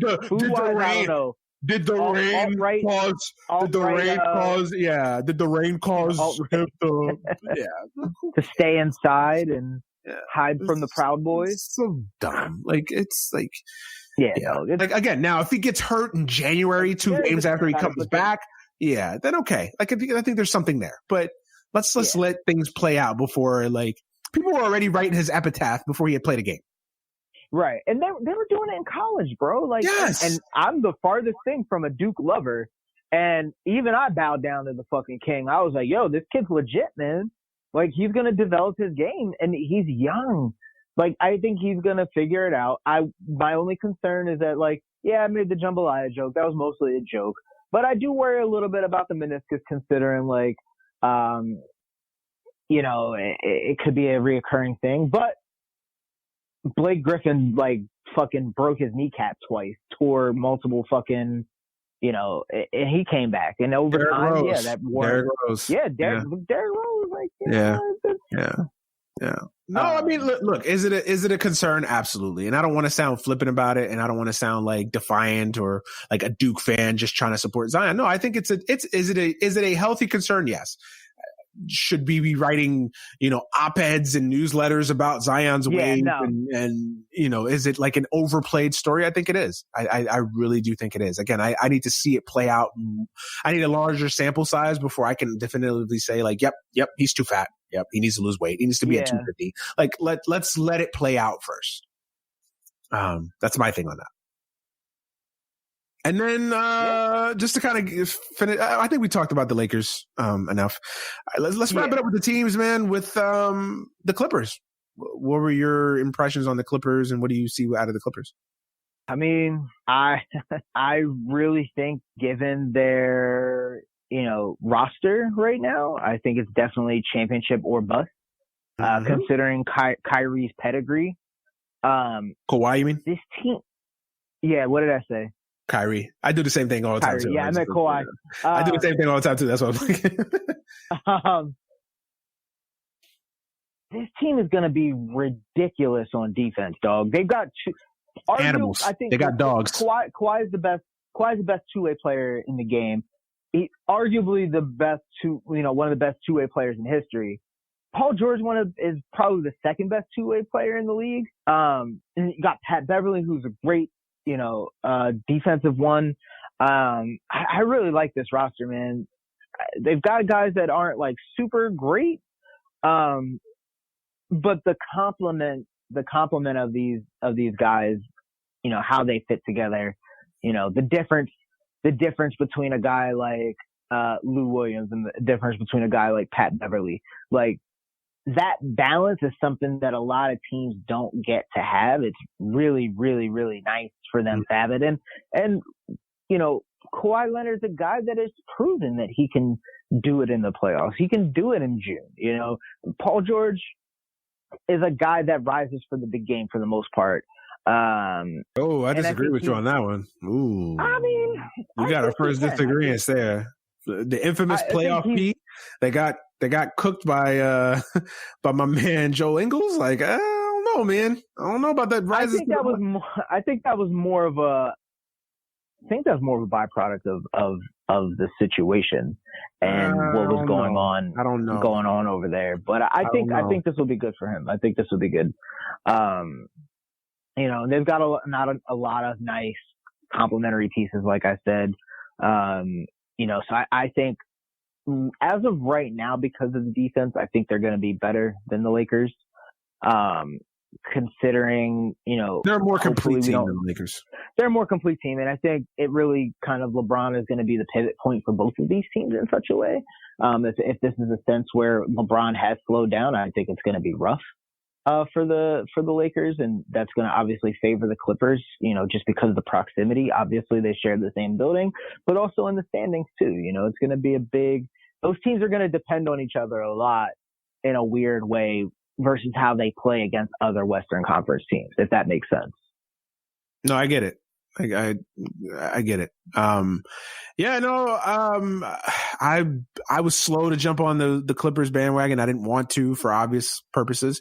But I was impressed, man. I was impressed with that team. I know they lost last night to the Suns, but I was impressed with that team, man. I really was impressed with that team. I like that team. They've got some dogs. They got some animals on that team. They kind of remind me of a 90s NBA team. Yeah. They just, they got guys coming off their bench that could start for 28, 29 other teams. Like, it's crazy. Like, Montrezl Harrell could start on the majority of NBA teams. So can Lou Williams. I forgot about Montrezl Harrell, man. I love him. He's one of my favorite, it's crazy because I hate the Clippers, but like they have two of my favorite guys. I love Montrezl Harrell. I love Harrell coming out of college. I love Lou Williams. I like that team a lot, man. I think honestly, out of all the teams we mentioned, they're the team with the less holes of any team in the NBA right now, to me, in my opinion.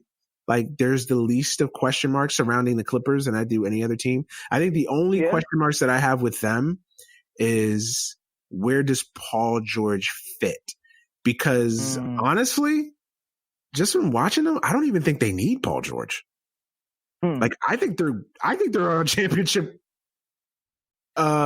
a championship plane without Paul George. Now, obviously, Paul George is one of the best players in the NBA. I'm not stupid. I'm not going to sit there and say, oh, yeah, they don't need Paul George. Just trade him. No, of course, that's a great luxury to have.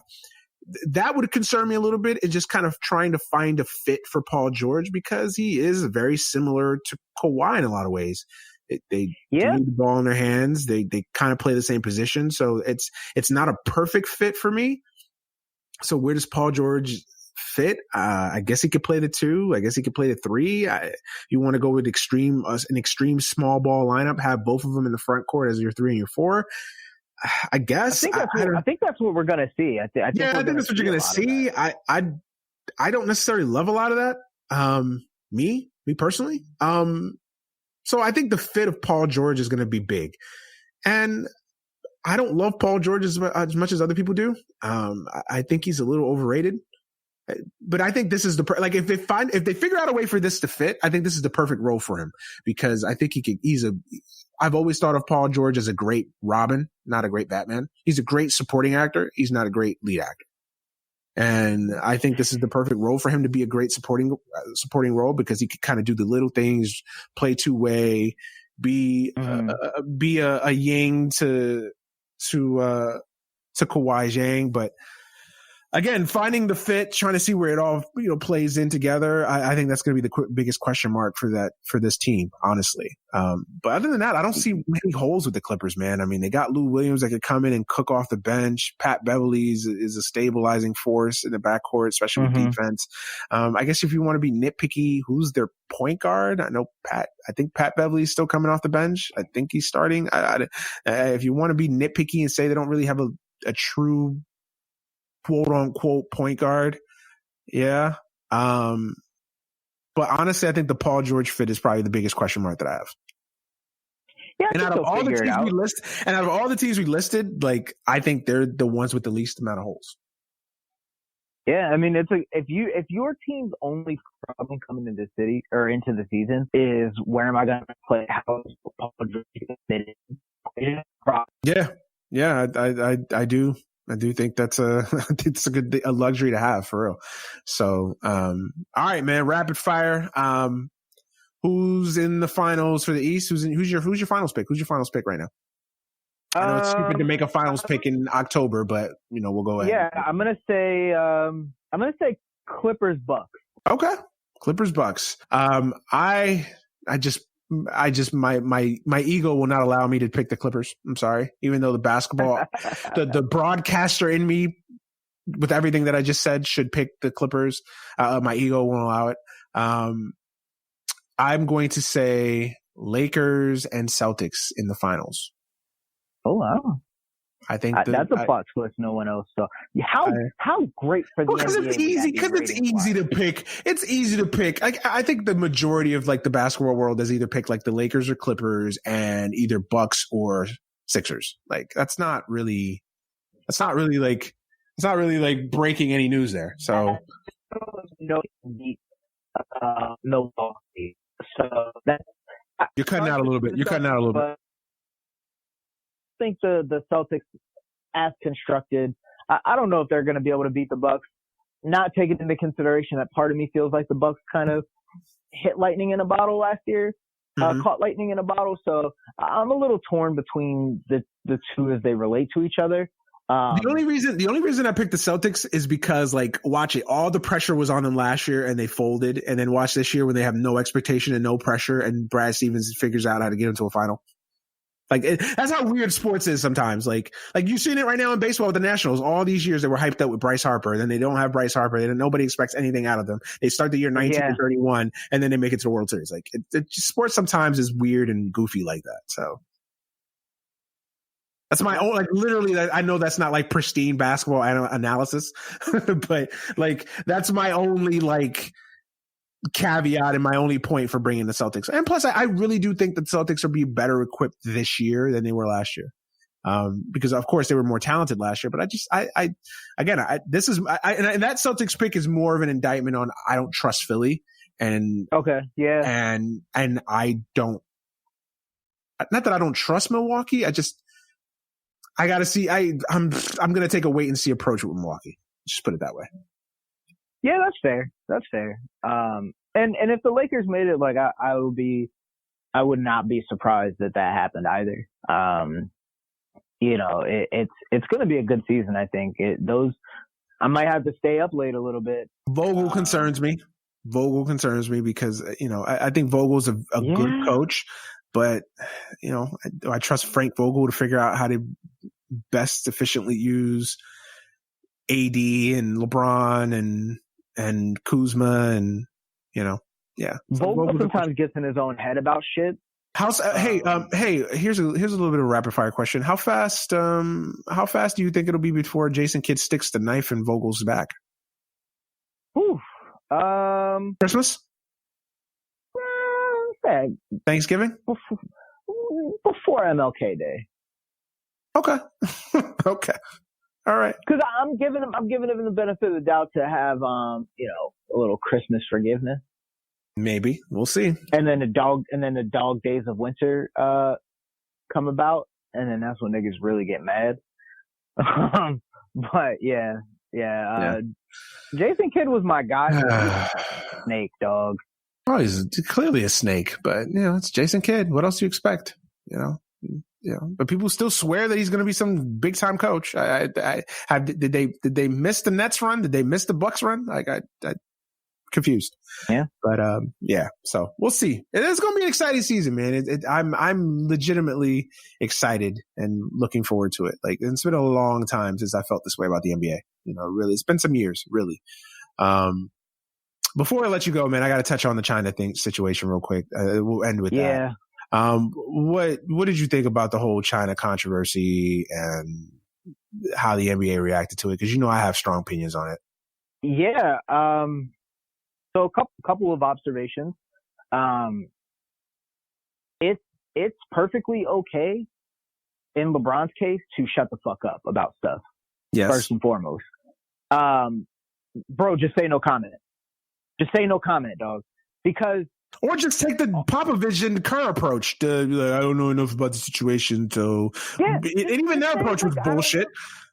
Or just say I've got some thoughts, but it's none of my business.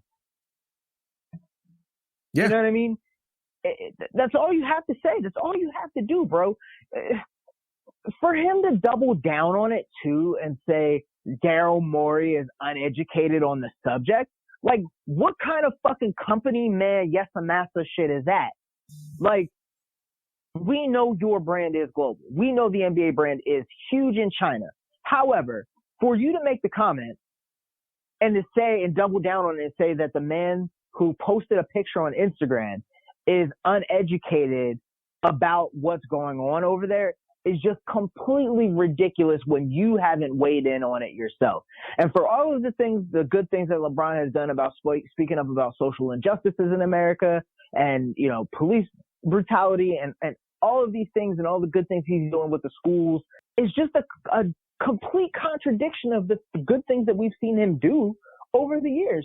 And it's just bullshit that the same Daryl Morey who went to Northwestern and MIT, by the way. Yeah, it's the same. It's just like the same dude that tried to dunk on Tom Morello from Rage Against the Machine. Yeah, about having a political opinion. You know what I mean? This man has a degree from Harvard in political science. It's just ridiculous. And I know you can't fuck up the bag. I understand, dog. I understand the NBA is not going to fuck it up. It's ridiculous that it has to be that way, but I get it. But on the flip side of that, just shut up, dog. Just shut up. That's all you have to do, bro, is just be quiet. That's the only thing that you have to do about the situation. The NBA, perceiving the NBA has always been perceived to be this woke. It's been the woke league, right? And it's been the more progressive league. It's been the progressive league over the NFL. And the NBA made their players stand for the anthem. If we're going about these mental gymnastics, if we're doing these things, we're talking about it. So people trying to give the NBA a pass. They let Donald Sterling run around that league for 40 years, and they knew he was a racist. Right. Exactly. And and the reason David Stern didn't oust him because it was his boy. Yeah, and I'm not defending the NFL at all because we've gone in depth about how I feel about the way the NFL has handled things. But for everyone that's trying to paint the NBA as some kind of some kind of utopia league, it's bullshit. But I understand what the NBA or what the NBA has to do, and they're protecting their investment because even in China, Apple had to fall back. China controls what they're going to control. You know, they're a force. But the NBA not even making a peep about it, you know, it's frustrating to see that the line is towed. But on the other side, for me personally, it's frustrating because I understand that they are getting a huge source of revenue. Companies are in business to make money. So I see it both ways, and it pisses me off that I see it pretty clearly both ways. But, you know, because if the NBA says something like, hey, China, fuck off, we're going to let, you know, our players talk about this or that and the third, you know, and China will respond by doing whatever they can do. You know, they'll take the jerseys off and things like that. And, you know, it's going to be a big hit to the NBA's investment. So it sucks, but like, you got to do something, man. Like, I don't know what the answer is. It's fucked up. I don't agree with the Chinese regime. Anything that they're doing in Hong Kong or in the other parts of their country where they're rounding up Muslims and they're having their own Holocaust out there. You know, the LeBron thing really was the tipping point for me. And I just really wish he would have shut the fuck up about it. I don't like to say shut up and dribble. He literally made it worse. Yeah, he made it much worse. Made it much worse. And I just hate the situation that the NBA is in. But it goes to the greater message of our society being a capitalist society, wanting these profits, because the United States have a big partnership with countries like Saudi Arabia, and we know what kind of human rights violations they've made. You know, we're in bed with terrorists. They were from Saudi Arabia. Yeah, there was no problem. It's amazing how people forget that. They forget that little detail. I think like out of like the 9 terrorists, and I'm could be factually off there, but I know like out of like the 9 or 11 terrorists that were involved in the 9/11 attack, like 9 of them were, or like a huge number of them were from Saudi Arabia. Yeah, the majority of them. So this picking of choosing of who's the bad guy, who's the good guy when it comes to profits is pretty on brand for America. And if we decide that we want to separate sports from politics and things like that, which is not really possible because politics are everywhere. Politics are in anything that we do. Any decision that we make, there's politics involved in it. But this just goes back to, I don't care like what my favorite athlete thinks about us abandoning the Kurds in northern Syria.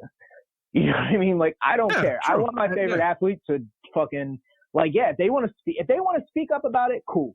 But if their opinion somehow doesn't align up with mine, unless they're saying something wild or they're doing something wild, like obviously like something like domestic violence is going to be a whole different story, right? Mm-hmm. But I don't look to these guys as my fucking moral compass, bro. Like, I'll never have to shut up and dribble. I did say LeBron for that. But if it's something that they obviously care about, then yeah, go ahead, do your thing, dog. Use your platform. I'm a big fan of using your platform. However, I'm not looking to be my moral compass. I'm perfectly capable of figuring out my own opinion about something and letting it rock from there. I'm perfectly able to do my research about something and form my opinion from that. I'm not looking to see what LeBron thinks about, you know, us fucking pulling out of the Paris Agreement. Like, I don't give a fuck. I'm not looking at him to form my opinion. If he wants to speak on it, cool. But the problem is that we put these athletes on this type of pedestal where we expect so much from them to be culpable in world events and current affairs and things like that. And it just doesn't matter in the long run, dog. No. Like I said, the only drawback to that, you know, the only exception is like, yeah, you want to use your platform to speak out about some real shit going on? Cool, by all means. But this whole trope of like the informed athlete, it doesn't matter, dog. If you're out there, you're doing your job. I'm not going to ask fucking Sal, the contractor that's working on the house behind mine. I'm not going to go up there and ask him what he thinks about fucking NAFTA. Yeah, I don't care. I mean? I don't care. If we're having a conversation about it and you think that NAFTA is a flawed trade agreement and we can talk about it and how, you know, the fallout of fucking us cutting aid to the UN could fuel more civil wars in the Middle East or in Africa, and that comes about and we're talking about it, cool. But I'm not going to go to you and look for your opinion about something, dog. And it's the same way I feel about athletes. I feel you, man. This is my biggest problem with the NBA, and allow me to vent for a little bit here. My biggest problem with the NBA is, like you said, the NBA for a long time, it really since like the last couple of years, since the Kaepernick thing really kind of became, in the national forefront. The NBA has painted itself as the league of tomorrow, the progressive league, the league on the right side of history, the quote unquote woke league, which I just hate that fucking word woke. The league of tomorrow. We are on the right side of history. You can't paint yourself as the league of tomorrow, the progressive league, as the league of tomorrow, and then stay silent on and take dirty money from China. See, what people don't understand is that China buys influence throughout the world. They invest in America. They invest in other companies in the Western Hemisphere to buy influence. If I pay you $1.3 billion, I'm gaining influence. I'm not writing you a check for $1.3 billion because I really like your NBA players and because I really like your jerseys. No, you're gaining influence. China's not stupid. Right. Okay. And this idea, and what really bothers me is that you can't paint yourself as this woke league and then stay silent on these kind of issues. See, to me, you can't be woke. See, the level of conveniently woke annoys me, and the hypocrisy of it annoys me. So you can't pick and choose what you're woke on. Well, I'll be woke on police brutality and police shootings of black people, but on this, who? China? Japan? I can't tell the difference. I don't care. That don't affect me. Why? I'm trying to sell my sneakers, so it doesn't really matter. No. Don't work that way. It doesn't work that way. I know athletes want it to work that way. It doesn't work that way. You can't pick and choose when you want to be woke. That's my problem. If you're gonna dip your toes into the political waters, then you better either you go all in or you go all out. This isn't a sometimes shit. This isn't something that you could just pick and choose. Well, I'll wade into that, but I won't wade into this. Oh, I'll dip my toe in that, but I don't know. The whites feel strongly about that one, so I'm not going to dip into that one as much, but I'm going to dip into this because that's what my people care about. No. It don't work that way. You think Muhammad Ali picked and chooses the issues that he wanted to fight about? This is like, I just, the hypocrisy of it bothers me.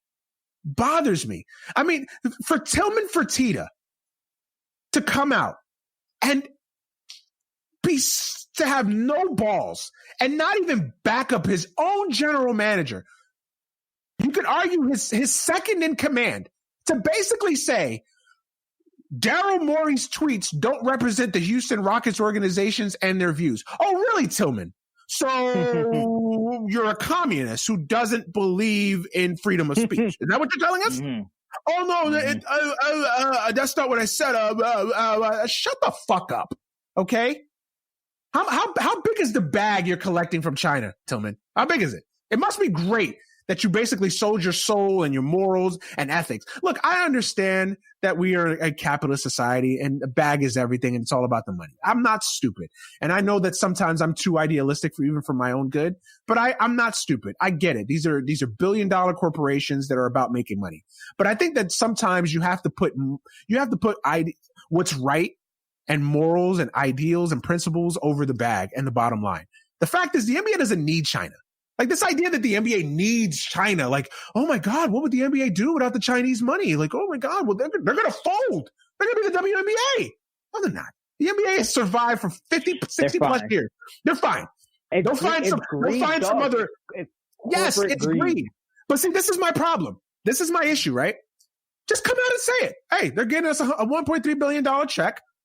It helps us raise our cap. It gives every team an influx of cash. Just say it. Like, I'm not stupid. I know what it is. Don't paint this fantasy land for me that you're about other principles. No, you're about money. You're no different than any other. See, this is why I hate and I respect the NFL because the NFL makes no bones about it. What does the NFL always say? They're about the shield, the bottom line. The NFL makes no bones about it. They're about making the most money. They don't give a fuck who they have to trample, who they have to step on. I respect the asshole I know. It's, instead of the asshole that I don't see coming. Mm-hmm. The NFL makes no bones about it. We are who we are. Take it or leave it. The NBA tries to paint themselves as they're the woke league, the league of tomorrow, and then they're taking blood money from China. Like I can't respect it. And then guys like, and it's not just so much LeBron. LeBron is the example of it, but it's not so much LeBron. James Harden, when he was asked about it, to apologize to the Chinese government. I forgot all about that.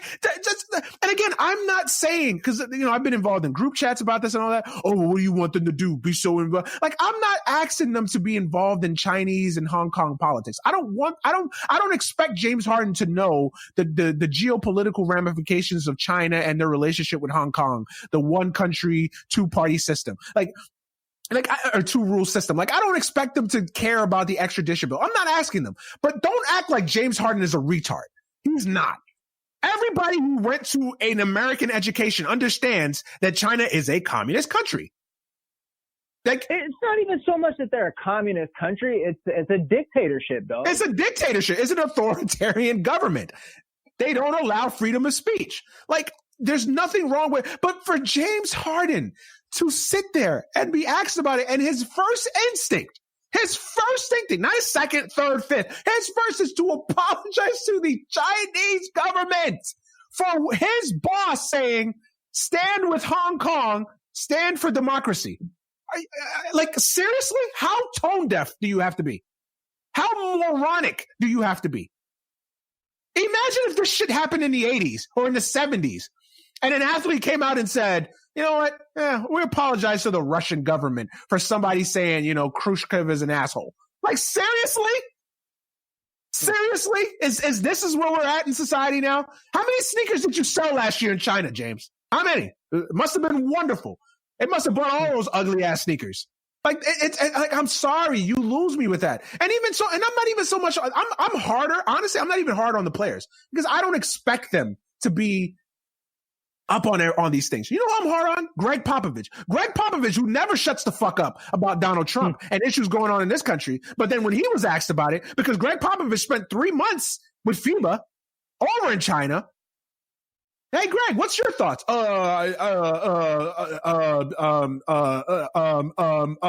No response. Hey, Steve Kerr, another guy who has myriad of thoughts on all things Trump and a lot of things going on in society. Hey, I gotta become more educated, and hamada.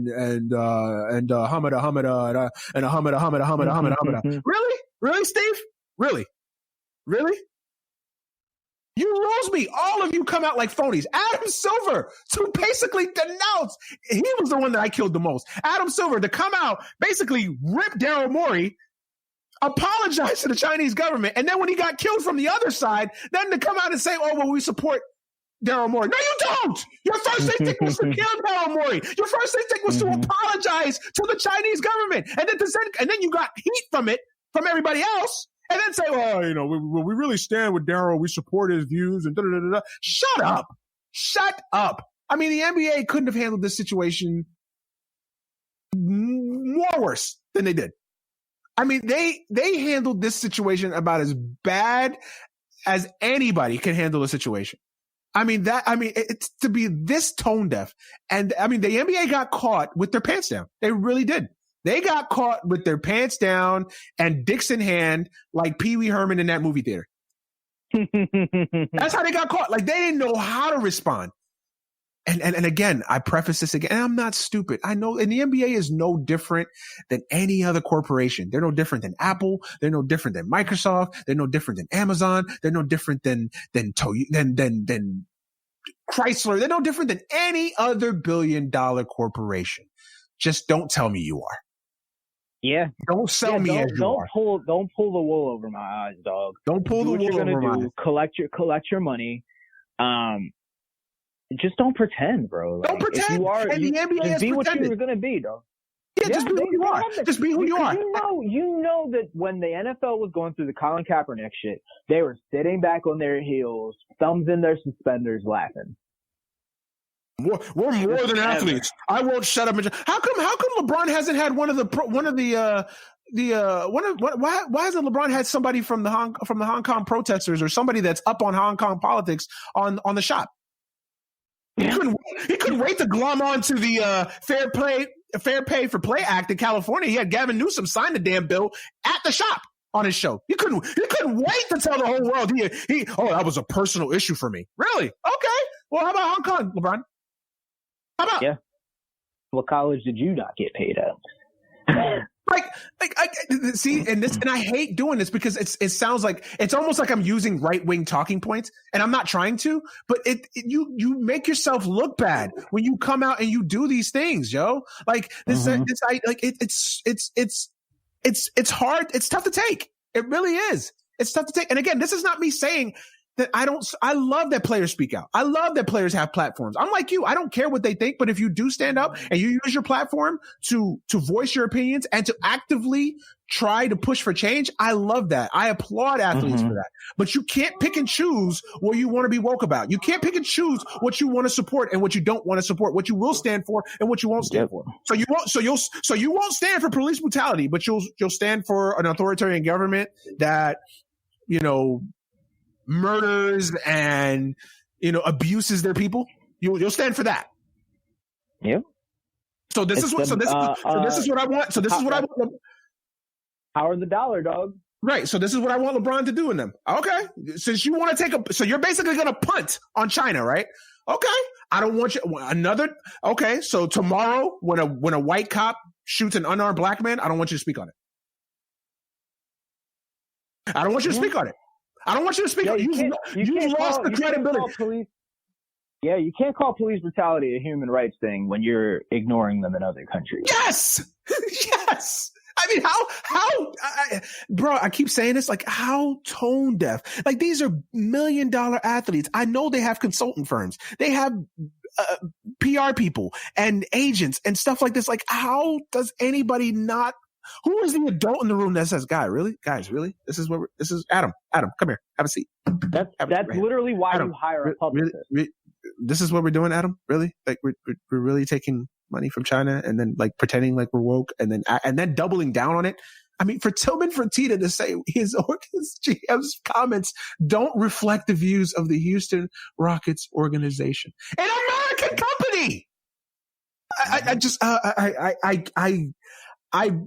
You don't know how grating and mind-boggling that statement was to me. Like, it just, oh man, wow. It's so tough to take the NBA. So again, tomorrow when another unarmed black man sadly and unfortunately gets murdered by an unarmed officer, don't come out. I don't want any player to come out and tweet against it. I don't want any player to say anything about it. I don't want you. You've lost the opportunity to do that. And that goes for everybody. That goes for all of you. Greg Popovich, Steve Kerr. I don't want to hear from none of you. If you're affiliated with the NBA, I don't want to hear anything from you because you've lost the credibility. You've lost the ability to have a view and a voice on it.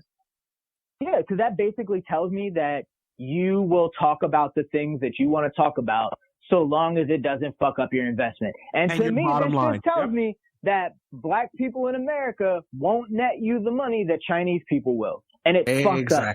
Exactly. And you know the sad thing about the LeBron thing? He was speaking for the majority of the NBA players. Oh, yeah. He was speaking for them. It's not like LeBron just went rogue and spoke for himself. No, he was speaking for the majority of NBA players. That's the disgusting part about it. Like, I can't stress enough how mystifying and angering this whole China thing was. And I know some people, and I've had debate with people that I respect. Oh, well, who cares? It's not an American issue. It's not about that. It's not about being an American issue. It's not about something happening in LA or happening in New York or happening in Houston or China, whatever. It's not about that. It's the point is that you can't be this organization that takes a strong stance on social justice and human rights issues and then take money from countries and dictatorships and authoritarian governments. Like, I'm a huge wrestling fan. WWE, their campaign is anti-bullying, Special Olympics, and they're taking $40 million from Saudi Arabia to do shows out there. Around the same time that Jerome Khashoggi was kidnapped and murdered by the Saudi government. Yep. Like, come on. Like, at some point, there has to be an adult in the room that says, you know what? No, there has to be principles and morals. Like, we're an American company, and we stand for American principles. And we're about freedom of speech and doing things the right way. We're not perfect. Our country is not perfect, but we have to stand for some. You have to stand for something, or you fall for anything. Absolutely. And again, too many times, and it's just, and I think the NBA thing is just more. It's more an indictment on America because they're not the only ones. The Apple's the same. I mean, name a company, name a Fortune 500 company. They're all doing it. They're all taking money from these organizations, these countries, and shutting up about it. Like it's sad and indictment because again, we'll do business with anybody that pays us money. I mean, the NBA, these companies will do business with Nazi Germany. Yeah. If the money was right. Oh, of course. I mean, so again, no more of the NBA is the woke league. All right. No more of that. I don't want to hear it anymore. No. I don't want to hear it anymore. I don't want to hear it anymore. This is the same league that instituted a dress code so niggas wouldn't dress too niggerish. This is the same league that let Donald Sterling run around for 40 years. 40 years. There were stories written about Donald Sterling's racism since the 70s, since before he earned the Clippers. And they still let him run around an old franchise, as incompetent as he was. And he would still own that team now, had it not been for a drunken voicemail after he had blue balls. Like, he'd still be owning the Clippers. Think about that. Think about that. I mean, the Nets owner, this Joe, whatever, who's a Chinese guy. He supported the Chinese government as well. I mean, it doesn't matter as long as them checks are coming in. It is so mind-boggling. I'll get off of it now because it's so mind-bogglingly amazing that these people reacted in the way. Like there was not an adult in the room that said, you know what, hey guys, I know that money, I know that's $1.3 billion for the next 5 years. And I know the cap is going up and all that. Yeah, it's great. And this is what allows guys like Jaylen Brown to be paid $150 million. And we don't even know if he's a borderline good player. Like this is the same thing so I get it. I understand that, but geez, like at some point, like ideals and principles have to matter, don't they? I mean, you can't pick and choose your battles and what you want to say a quiet one. If you want to admit that you don't understand or you don't know or whatever, that's fine. But like, don't be a company man about it. Yeah. And again, and it's easy for me to sit here with this little microphone in my hand and preach about ideals and principles. It's not my 1.3 billion. I get it. I understand that. Same for you. It's easy. But I'd like to think that I'm a little bit more principled than that. I'd like to think so. Yeah. And here's the other one. Here's the other one that kills me. Oh, you buy iPhones, right? You buy iPhones. Yeah. So you sympathize with you sympathize with the Chinese government too. Like, okay. Like, I'm also a realist. Like, I'm basically not going to own anything ever in life because what isn't made in China, what isn't made abroad in some third world factory. Like, I'm a realistic person. I get it. Not every battle you're going to be able to win. Right. Like, I understand that. Like, when it comes to just voicing your opinion about something, like, come on, man. Like, yeah, it's not the same thing. It's not the same thing. It's a false equivalence, and it annoys me when people bring that stuff up because it's stupid. It's not the same thing. That's dumb. Like, very. You're against murder, but you eat burgers. What? What? Well, it's murdering animals. You're against murder, aren't you? Yeah, people are stupid. Yeah, murdering of people, not animals that we actually like eat them because they have some sort of nutritional value. Right. People. That's people's default when they themselves don't understand the complexity of an issue, and like people try to make things like overly simple. Yeah. Because like there's a lot going on, and like you can't speak on black issues and you're married to a white woman. What? Oh, bro, please. What? That nothing pisses me off. So I'm Hispanic, right? Even though I'm Afro-Latino, I'm Hispanic. So I can't speak on issues going on in Panama because I married a black woman. Like, so that's what. So if a white guy marries a black woman, he can't speak on issues going on in his hometown of Montana. Then if the white guy doesn't say anything, then he's complicit in white supremacy. Yeah. it's oh my God. Let's wrap up, man, because again, we can go on another whole hour on this whole thing. It's just the whole China thing. Like, I've been sitting, you could feel it. I was just sitting on it for 3 weeks because I just like, and I knew some people that just didn't even want to touch it. Like, yo, it's too complex. I don't even want to touch it. I respect it, but it's just like, I just don't like the hypocrisy. I don't like the hypocrisy of it, you know. And again, one more time. China knows exactly what they're doing. China they don't love that much damn basketball. They're buying influence. That's why they buy influence in these major multinational corporations all across the globe, especially the Western Hemisphere, because they're buying influence. They're not stupid. China is very smart. They're very resourceful. They know that if they write somebody a $1.3 billion check, they own you. They buy influence. And look at this as an example. They had these niggas running for the hills. Mm-hmm. Again, James Harden, one of the premier players in the league, when asked about Daryl Morey's tweet, well, you know, we need to apologize, you know, to the Chinese government. To apologize to the Chinese government. Think about that. Tillman Fertitta, you know, his views don't represent the Houston Rockets organization. I mean, you got to be fucking kidding me. Seriously? Man. Man. I hope the bag is lovely, man. I hope the bag is lovely. You know it is. Hey, it's $500 million a year, $1.3 billion, I think, for 5 years or whatever. I think that's the length of the contract. Just to air games of some Chinese media company. I mean, it is. The NBA sold their soul, but but I'm not trying to single out the NBA because again, they're no different. They're no different. But again, the NFL, they don't care. They're about the shield. They've long said that they have no fucking scruples or morals. So, but just don't paint yourself as different than the NFL.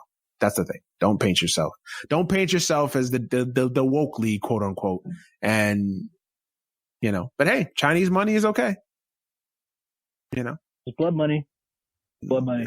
I hope you sleep well at night, I guess. And they do. They don't give a fuck. I think James Harden is losing sleep because, you know, some guy in China is in jail because he didn't like that Jinping, you know, passed a bill that was oppressive. Think James Harden's losing sleep about that? No, he's not. He doesn't care. No. Hey, James, the cash register just rang with your ugly sneaker just sold another 400 units in some small Timbuktu town right outside of Tibet. Congratulations. Mm-hmm. Yeah. Hey, I mean, sellouts, man. Again, if people are all about their money, then just say it. Don't pretend that you want to care about shit. Like, just say it. Yeah. I'd honestly have more respect for you. I'd honestly had more respect for you. Because at least you would be like, hey, well, at least he's not trying to be phony. Yeah. It's like I'm here to play basketball. Oh, man. Don't want to comment on China. Sorry. Yeah. All you gotta do. All right, man. I'm done ranting. We're gonna get up out of here, man. We were only supposed to go an hour, but no way we were gonna get to everything in an hour. So I think I might just split this into 2 shows. Shit. Okay. Yeah. Yeah. I think that's what I might do because we've gone on a long rant there, but yeah, man, it's just something that we feel strongly about. It's near and dear to our hearts, man. And again, we're not trying to be like we're holier than thou, or we have principles. Like I've got my flaws as a person. We all have flaws. We all have, yeah. But I think it's just hypocritical, man. And that's the one thing that if I ever can control what I'm doing, is that I won't be a hypocrite about something. Yep. If I'm an asshole to everybody, or I'm an asshole that I'm an asshole. I don't pretend. I'm not an asshole and pretend to be something I'm not. Or trying to be, or pretend like I'm not an asshole. Like I'm an asshole. Like, you know, so yeah. Well, let's get up out of here, man. Jet, thank you as always for being on the show, man. Plug your social media. Tell the folks where they can find you. Yeah, you can find me on Twitter at Jutwick. I'm on there, not too much as much as I used to. They finally let your ass back on Twitter? Yeah, they did. That's where I really don't be on there that much anymore. They censored you. They censored you. We need you back, bro. Yeah. It is what it is. I ain't stressing about it, but I'll be on there. Mostly just commenting on the news a lot. Fight for freedom of speech, man. Yeah. But yeah, other than that, man, I've been working with some friends on like a news politics type of podcast. That I'm on there, kind of regularly. It's called the Bad News Pod. It's on Apple, all of that good stuff. Okay. Just really an expansion of what Manny and I just talked about. We got to get you on there, to just kind of chop it up about the shit that's going on in the world. I'm kind of on that show, I'm kind of the guy they lean on for like all the international relations side of things. Okay.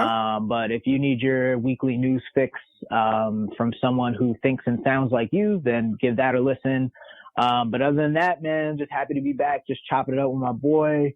Looking forward to the NBA season and all of that. But go vote, go register to vote, and free Palestine. Word.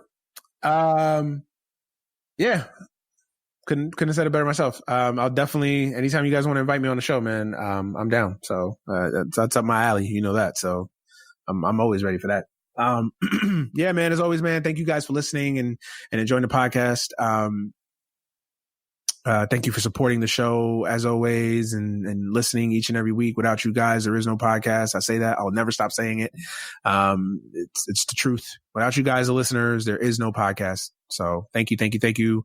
As always, you can follow the show at AGS Pod on Twitter, AGS Podcast on Instagram, Any Given Sunday on Facebook. Make sure you become a member of AGS Nation. Losing my voice and shit. Follow me on Twitter at the Manuel Brown, on Instagram at the Manuel Brown, Facebook Manuel Brown, and of course Snapchat MannyBro15. I'm gonna get up out of here. Everybody enjoy your week, and we'll be back next week with another episode of the podcast. So for Justin Trible, I'm Manny Brown. We're out of here. Peace.